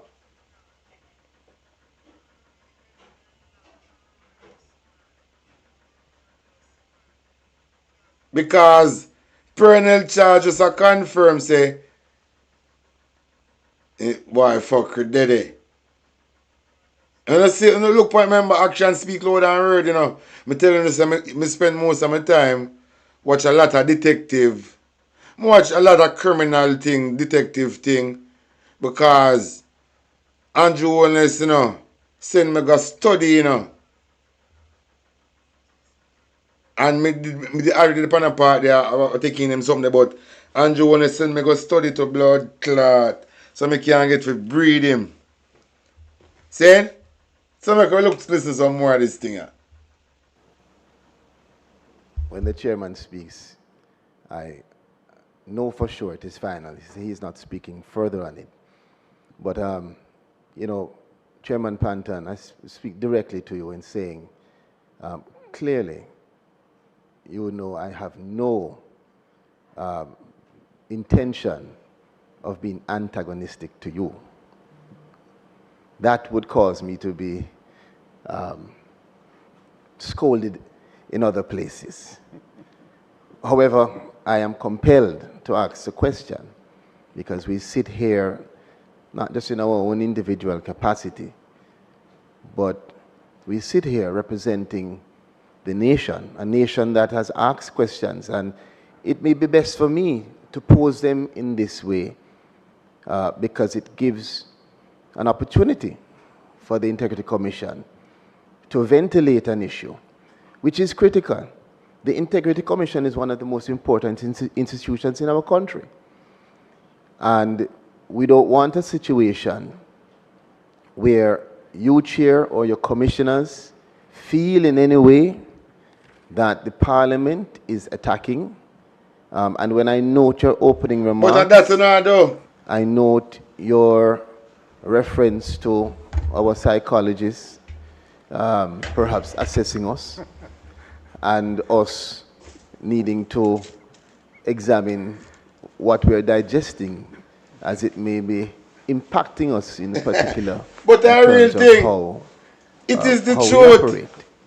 And that's not the kind of engagement that I believe the country would want between the IC and the Parliament, nor is it the kind of... No, but my brother, if you don't want to set an idiot, you know, it must highlight to the boss. See? Because said the Integrity Commission is a psychiatrist. And he diagnosed him say no crazy. He have to make we know say, damn, these people not fit to work for now again because there's a bunch of crazy people and they're a bunch of thieves. See? But it is an attack, my boss. And you are use human psychology. See? You use a look of fish brain. I talk about, you know, and them see it as it is an attack. But it is an attack. Yeah, attack the Integrity Commission because your boss in a problem. And just that. And you gonna be one of the thieves too. You gonna be one of the thieves too, my boss. So you're gonna attack for yourself. You understand? So this could be personal for you as an individual. So this Delroy Chuck question them personal to him, you know, because him would be one of the thief too, you know. And the way how Ninja Turkey attack, you know, the chair, you know, that the tourism minister, you know, Edmund Bartlett, you know. Him go and attack personal for himself because him go one of the thief too, you know. You understand? Marlon Malawo, you understand? Them attack for themselves as an individual because them are one of the thief, you know, because secret there. So we can look for any one of them and call them thief until them proven otherwise. Perception that we want. So it is our responsibility to dispel that and to remedy it if it is that there are things that have been done or are being done to cause you to feel that way. You are an important element in terms of advancing transparency and accountability in our country. And it is so ironic you say that. So why your boss is on a witch hunt to destroy this institution where you talk about very important to transparency and good governance? Why you not ask your boss why adamant for mash up this institution? Eh? So you're fake, brother. I never can call it China made again because here they break out say China the whole of the brand they make. And go to some different country, go get the weight. But really and truly originally built in China and shipped to some different place, go get the weight.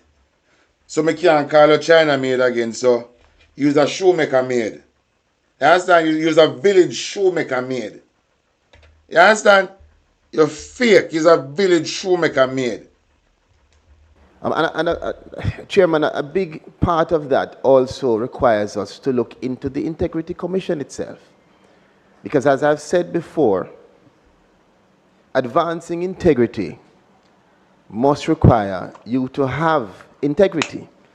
And it must require you. That means, you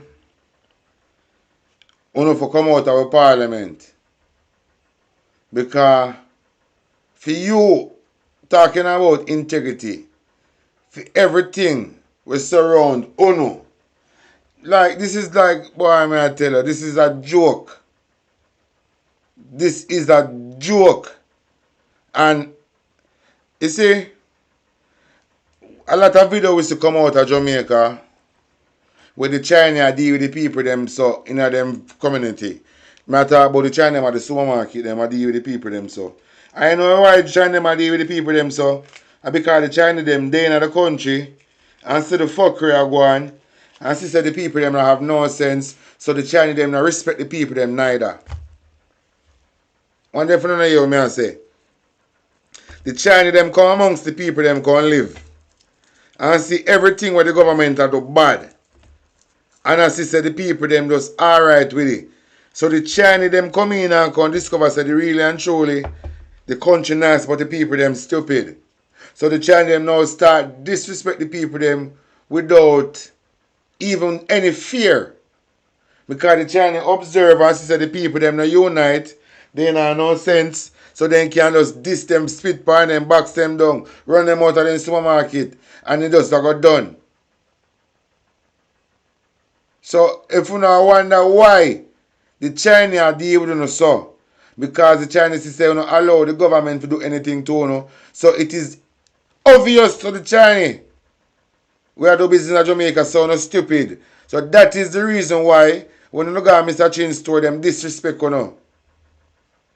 Because the things them were uno sacrifice, them uno sacrifice as a citizen of them, you understand? Are things different enough for them, things different. Even though it kind of restrict now in a sense, but it different. And then really see say the people them on the island really not no sense, so then I respect the people them.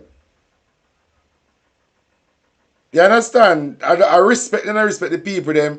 Why they just coming on a place, build up a supermarket, and then not 2 months and then start dealing like junk, running out of the supermarket, lock the up on. I understand? Because then I respect them because then sister, you're stupid. Chinese in the UK, respect the UK citizen. It's different. Because them they are amongst people who kind of have sense. I have understanding how the thing set. You understand? So when time I wonder how China are doing so, I don't cause it for yourself. So that is why I say a lot of you need to evaluate on yourself as an individual. You need to evaluate on yourself. You see me? You need to evaluate on yourself. You need to calm it down and evaluate on yourself in a real life.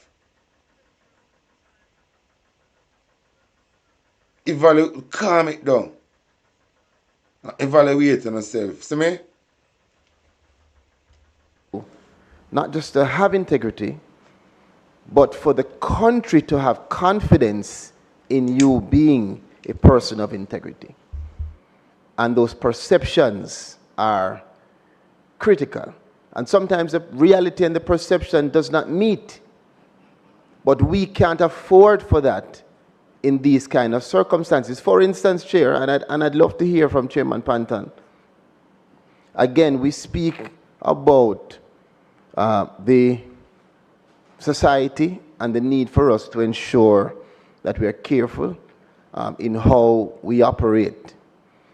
And from time to time, we hear comments about this matter that unfortunately occurred with Director Evans. And we even hear about the delay in responding to police officers. I don't know if it is true. I'd like to know as a member, because these are the things that are impacting the perceptions that the public have on the operations of the Integrity Commission. It could be not true, but I'd like to know, is it that there was a delay in signing the witness statements, a delay in responding to the police that has caused these perceptions to fuel? Because we cannot continue. What caused the delay, you know? Because the man behind the it, or the man who ordered the it, is very powerful. And everybody who, if you go make a statement to, the man who go make a statement pan, control them set of man there. All of them. And remember, the man say him never surprised. He did everything. So them know, them understand the nature of everything. So if you run come out come give a statement just like that, remember him just get shot. And remember him know where it come from. Because that is why them could have say ask the government. So them know where it come from. So the delay of I even remember even now, you know. We need to remember the government, remember Andrew Integrity Commission name. So we can't rule him out as a suspect. That. And because it is an unsolved mystery, they left with no other choice but to speculate. You understand? Until we get some more on this, all we can do is speculate. And in the street, if it was a regular person this happened to, the same incident happened to, if it was a regular person it happened to, this case would have solved already and people that are prison already. Because all finger at a point and the man who get catch for a thief. Wonder if you don't understand. Me say, this if I did a regular person this happened in Jamaica, the man who get catch for a thief, that man would be the main suspect. Either them then I go take him up for questioning, say either order hit and the person or him do it himself. Why in this case it is different? Why the law is different in this matter? Because if it was too regular somebody in a rural part or in a garrison, the same exact thing happen. Somebody gets catch for a thief something. Me hurt about the situation and start walk around the community and I investigate. Who broke Miss Jane's shop last night? I'm here say a such man broke Miss Jane's shop, you know. I'm go tell the police. I want me to come back from station. Them shoot off of me. And I go back and report it to the police. Say, you know, so I just come report it, say, such man broke the shop, and as me reach, and my lane motor going, I be a shot staff. What do you think say the police are going to look for?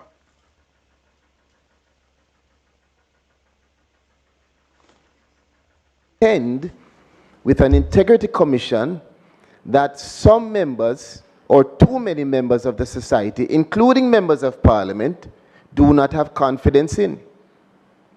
You often hear, and I've heard before, commentary about Director Evans being a former advisor connected to political persons. Are these matters that the chairman and the commission? Even this we are talking about, it is baseless. This very point we just raised the call Colonel Charles, it is baseless in the whole of this, you know. Like you really don't have nothing to say, my boss. Because you raise something where irrelevant to the matter, you know.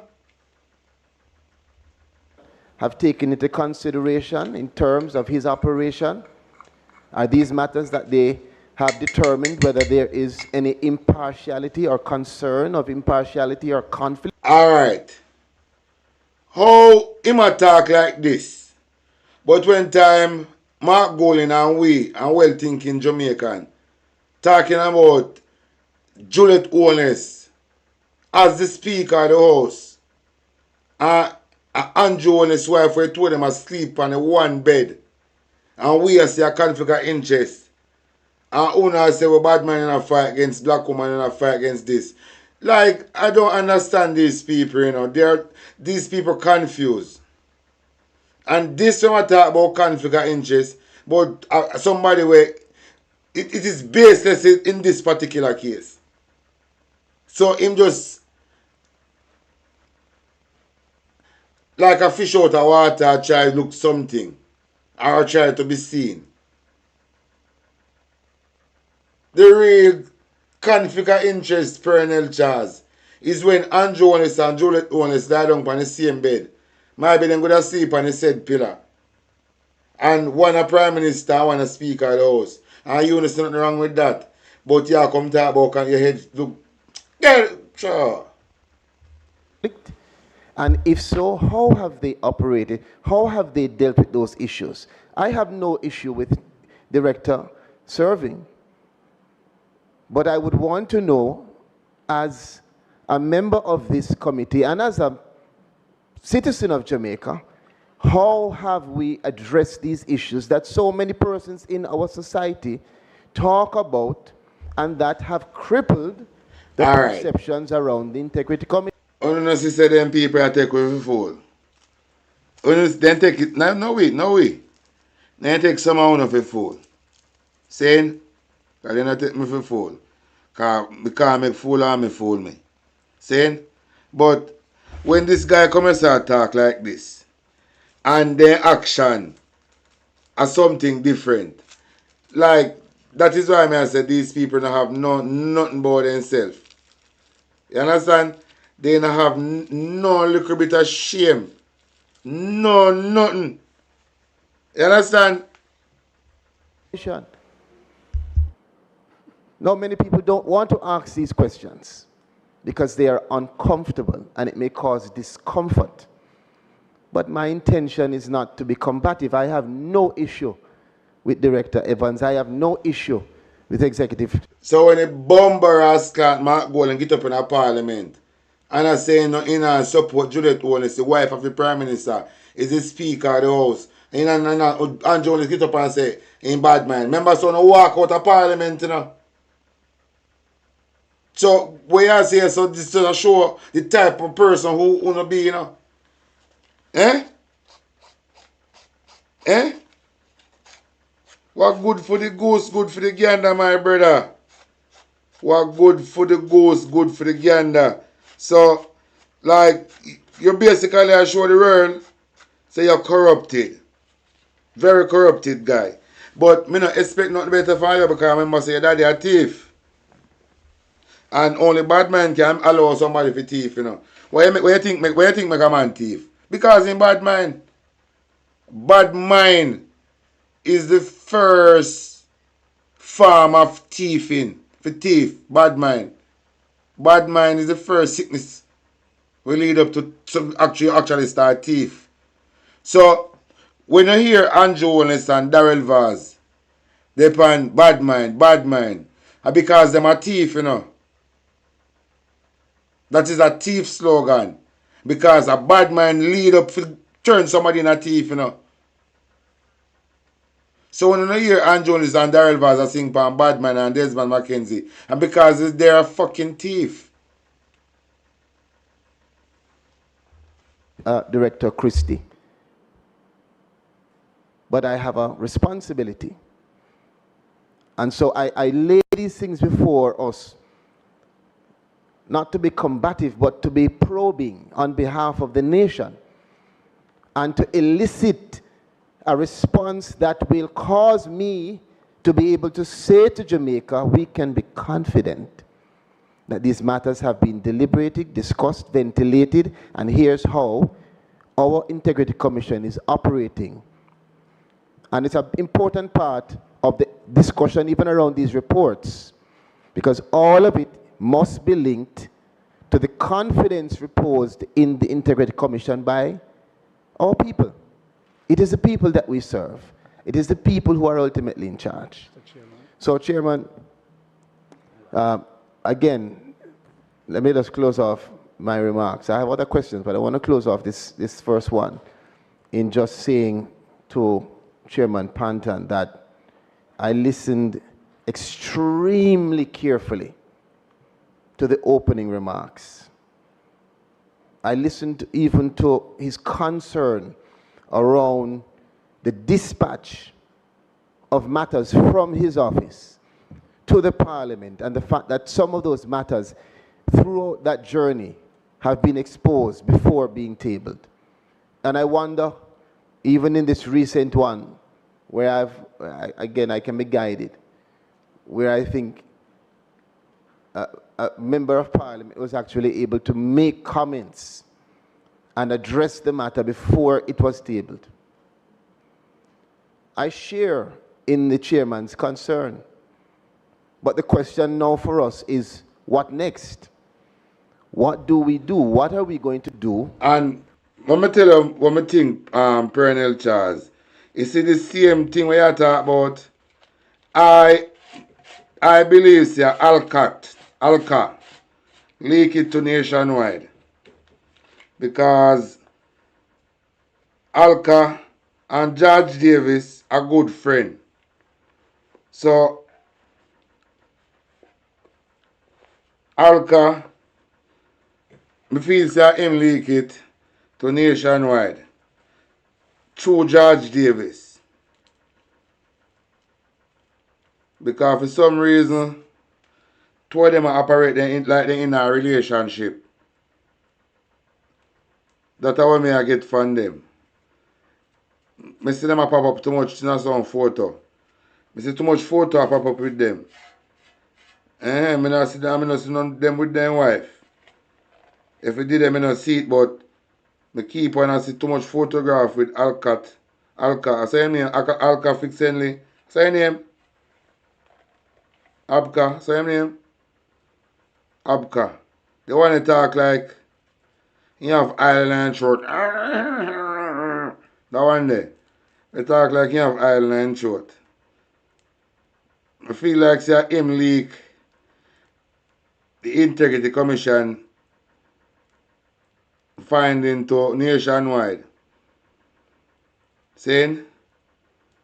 And I say about them do it that way there. Because they want it was planned, you know. Because them have to find one way for people question the Integrity Commission. So if uno fall for that, uno get this track. But is it true? As me I tell you now, me is not a Rasta man. But me have an locks. But the purpose of my locks is not to pose as a Rasta man. The purpose of my locks is to connect with Mother Gaia, connect with the universe. My locks is my antenna. You see me? My locks is my antenna. Because Rasta go on with big things in Jamaica, so me and them are not the same thing, so me is not a Rasta. So my locks is just my antenna, just a bridge to connect me to Mother Nature. You see me? So I'm a pick up signal, frequency, information. That's the purpose of my locks. My locks are not for claim Rastafari. My locks are for connect me to the universe, to Mother Gaia. Saying, and we know, said these people are criminal. And we did tell them from a long time, and we must never make the FID free Andrew Wallace. Because we see them go request Andrew Wallace's friend and put him on FID. Even though we want to protest against it. And if them Andrew Wallace did that deal with good governance, he would even think about Dennis Chung. He just say, no man, mayor close and then see we on picture, so it not going to look good. And I have a reputation for protect. So it not going to work with you. So that is why I say, most time I hear these people talk. Like they are showmen. They are actors. To address those matters around the perception, statements made by executive corrector, the perception around the viability of a director in terms of his potential impartiality, and this repeated leaking of matters, whether it is from the IC or when the matter is moving from the IC to the Andrew Wallace government deliberately leaked this. Remember, you know, they might try to find something to destabilize the Integrity Commission. So then leak it. We say the Integrity Commission are confidential. Then plan this. And me see it, enough more people see say no say that them do. But how long them think them are going to last with them evilous mind and them corrupted thought? Me ask. Long them think them are going to last. One thunderball. Parliament. These are problems that are impacting the credibility and the confidence that Jamaica can have in one of its most important institutions that our Prime Minister, as the chairman has said, has lauded, has supported with increased allocation, and continues to hold in that high regard. May I answer? Okay, just before you do, Chairman, I did indicate to you, and yes. I want to answer while you are present. I want to answer. It will be. The man want answer when a dead. Where you run go? The man can't answer when a dead. Where you run go? You depend so much ears. Short. It will be short. It will be short. It is nonsense for this. It is nonsensical for there to be any discussion in respect of Director Evans. Yeah. Director Evans went through a regular process for recruitment and employment. and was appointed by the Governor General. Now, we need to bear in mind that Director Evans has nothing, absolutely nothing to do with reports. Yes, sir. Nothing. His job is to go out there and inform people in respect of corruption. He has nothing to do with reports Listen. or prosecutions or non-prosecutions. Listen. And the fact of the matter is that we need to remember that our second, third, and fourth governors general were active politicians. Listen. So bear that in mind when people are talking about somebody having worked with a politician for a period. Our second, third, and fourth governors general were senior, active politicians for all their lives. Tell him. And they served the country hypocrite well. them. And this question of partisanship, we need to debunk it. Of course. And there is no question about the leak being attached to the commission unless you can prove it. Of course. Why wouldn't there be a leak while the thing is pending in the commission? And why is it as soon as it reaches Parliament, there's a leak? Think about that. Think about that. Look how I can chat off your mouth. So with respect, I think the direction that this is going, yeah, and I believe that an answer is necessary. Yes, I do believe an answer is necessary. All right. And I'll allow the member Charles to complete what he has to say in the presence of member Chuck in the chair, while I discharge this other duty and come right back to the meeting of this commission. So. Oh. Yeah, when you say I'm going to discharge to other duty and come back, so I'm going to go out. Thank you. Go Chair. get some information and sit down and discuss and what already take place. And then I'm going to come back when with the way forward with him posing my questions. Question I'm going to propose to the Integrity Commission. To reiterate that I have no intention of. So Andrew, they're on the building and hide, you know. And somewhere I really the building and hide. want to just reiterate that. Comfortable or cause discomfort is not because I'm trying to cause any argument with. But you see, out of bad come good, you know. Because I like how you press them button. So them are going to make it clear to Jamaica and the wider world, say, based on events to the incident, all finger can point upon the government.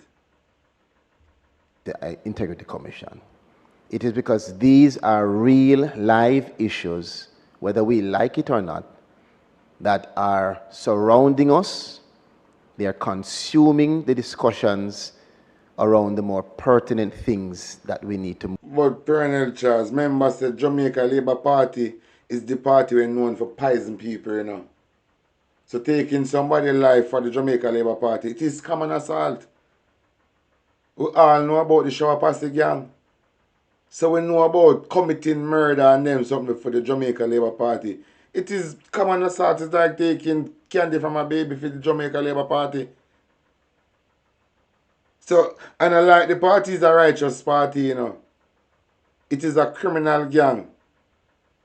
So we already know the history of this party. And it not change.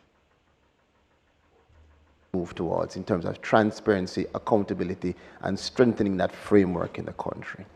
So I say this with the hope that no one on that side will consider the questions in that way. And therefore, we could get some answers as opposed to comments. Yeah, man. Because we're going to give the answers. Answers might actually assist us, I think, in dispelling a lot of the rumors and issues that arise in the public domain. So I will spread rumor, no God. That said, we spoke of the rule of law. which guarantees independence from interference as well. And when I raised the issue, Chairman Panton, around the director's relation with a political individual, I raise it because of the comments that have been put in the public domain. Which comment? Of the possibility of impartiality, and with the intention of not saying he's impartial, but asking the Integrity Commission what steps are taken to address these issues. That's why I raised it. All right. Colonel Charles, what step are raises to address the issue of Juliet Owens, the Speaker of the House, where him is the wife of the Prime Minister, where the Prime Minister under so much corruption? What is the step you guys make to address that issue? Now, as it relates to the matters before us, I have one other question. There you go. I wanted to find out, and to interrogate rather, how the Commission views interim reports. Do we have such a thing? Maybe Director Stevenson. Yeah, quash liar, you know, family court liar. Chairman, you can decide who. Oh, quash liar. Do we have such a thing as interim reports? Quash liar. And would interim reports ever be placed before this Parliament as tabled?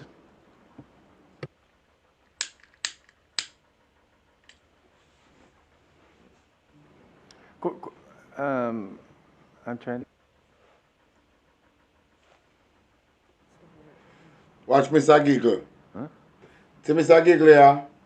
When you hear about molestation of local people. Turn the mic off for the moment. Mr. Giggle. When you don't see him, you don't call him Mr. Giggle. When you hear about molestation of little boys and girls, in Giggle. Through you, Chair, presiding. Mr. Giggle. To Member Charles, in the preparation of investigation reports and the conduct of investigations, I am only guided by Section 54. I do not see under this section a provision for interim reports. So all the reports that have been tabled are final reports? 54, yes. Delroy Chuck and Edmund Bartlett are the chair now. What them are do it on a style. All right. Member Fort has not. Will you allow her to ask some questions before members Robinson, Poland? I am allowing you to. No, but they had their mics on before you. Well, he said that there's nothing as interim report, so everything is final report. That's the understanding I'm having from him. Is that so, Director?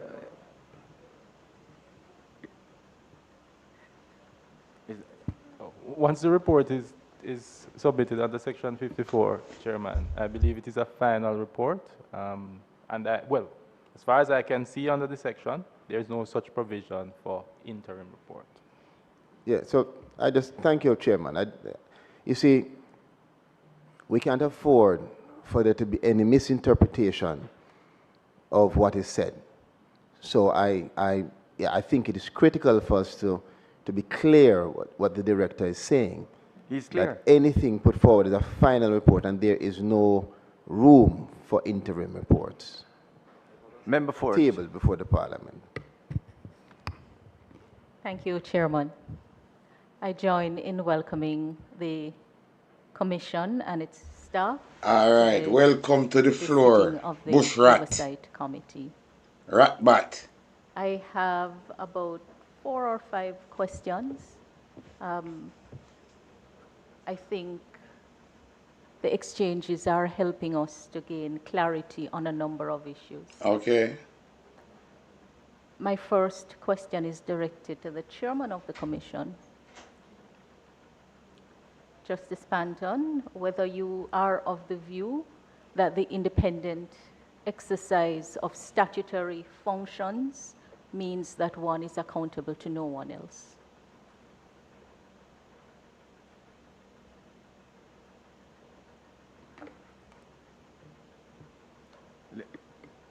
First again. No, I'm not of that view. Thank you. The second question is whether you, on behalf of the Commission, has ever refused or rejected an invitation to attend upon a meeting of the Integrity Commission Oversight Committee prior to today? No. Thank you. In your opening remarks, you chided that the Commission takes orders from no one other than the court. This are the reason why them depend wish run for discharge Integrity Commission, because that rub them so terrible in them face. Because them no want no institution we not take order from them, because them all go to prison too quick. So they can't afford for institution to operate. We not going to take no order from them. So that a puzzle them. So even she come back and ask the same question. It a bother them. Because if anything they can't control or manipulate, then get rid of it, So, like we see which part this year gonna. Are you of the understanding, or what is your understanding of the nature of the IC's Turkey without shell. accountability to Parliament, having regard to sections 4, section 5, subsection 4, and section 6, subsection 3. Section 5(4) is a provision which states that the Commission shall, subject to section 34, subsection 3, and section 36, subsection 4, be ultimately responsible and accountable to Parliament for all matters relating to the functions of the Commission. The two provides. I adjusted the time, 2:21. Everything I'm having on my phone, I want to show, When I leave work, look on my show, I go make it serious for now. But look out for part 2 of this same, can't say which part today. 1 hour and 49 minutes and 17 seconds. Look out for part 2 of this thing. Because this is a refresh in the memory of which part it all started. So, we must know a look and Andrew and his friend over the FID and in decision. So we are going to finish this.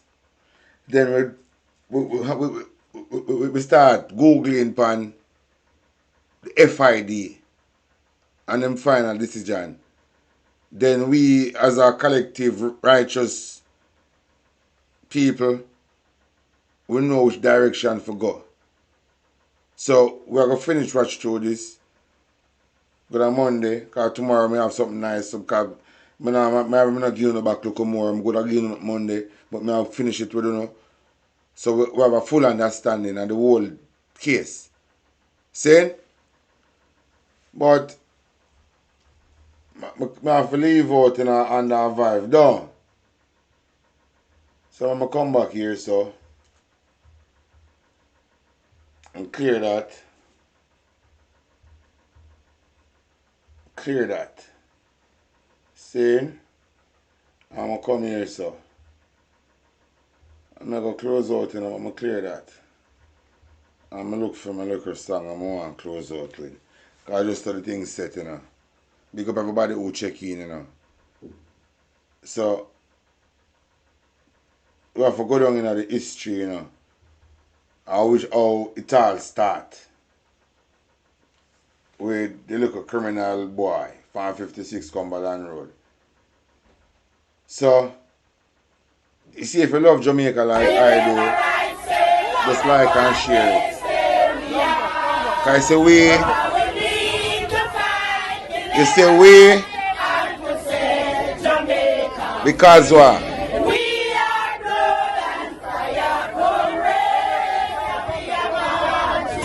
Can I tell you, like and share if you don't have bad mind. The owner get your live stream, can watch it for more from now. Hey. Hey. Hey, watch your Marky G dance. Get your Marky G dance. Get your Marky G dance. Get your Marky G dance. I don't know them one. Oh, bad.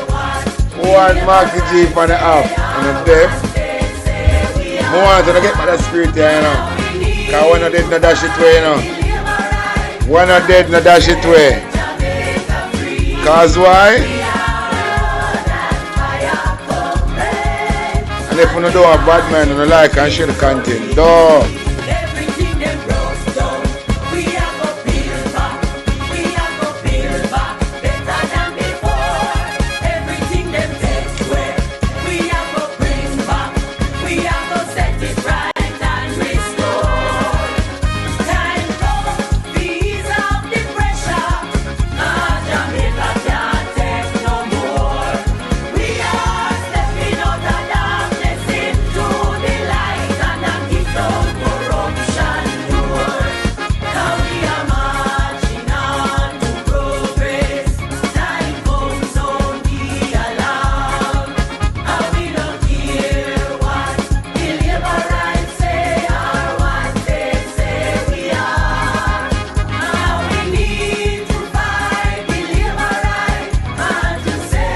Yeah, legal for myself on an happy Saturday here. But for me, we're on a Sunday morning, 26 minutes after 2. And then I go work 9 o'clock.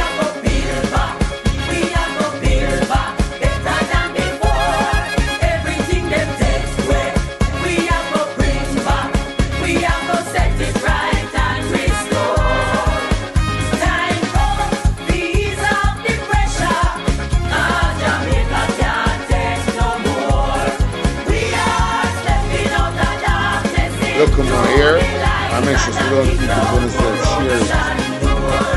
And the word is love here.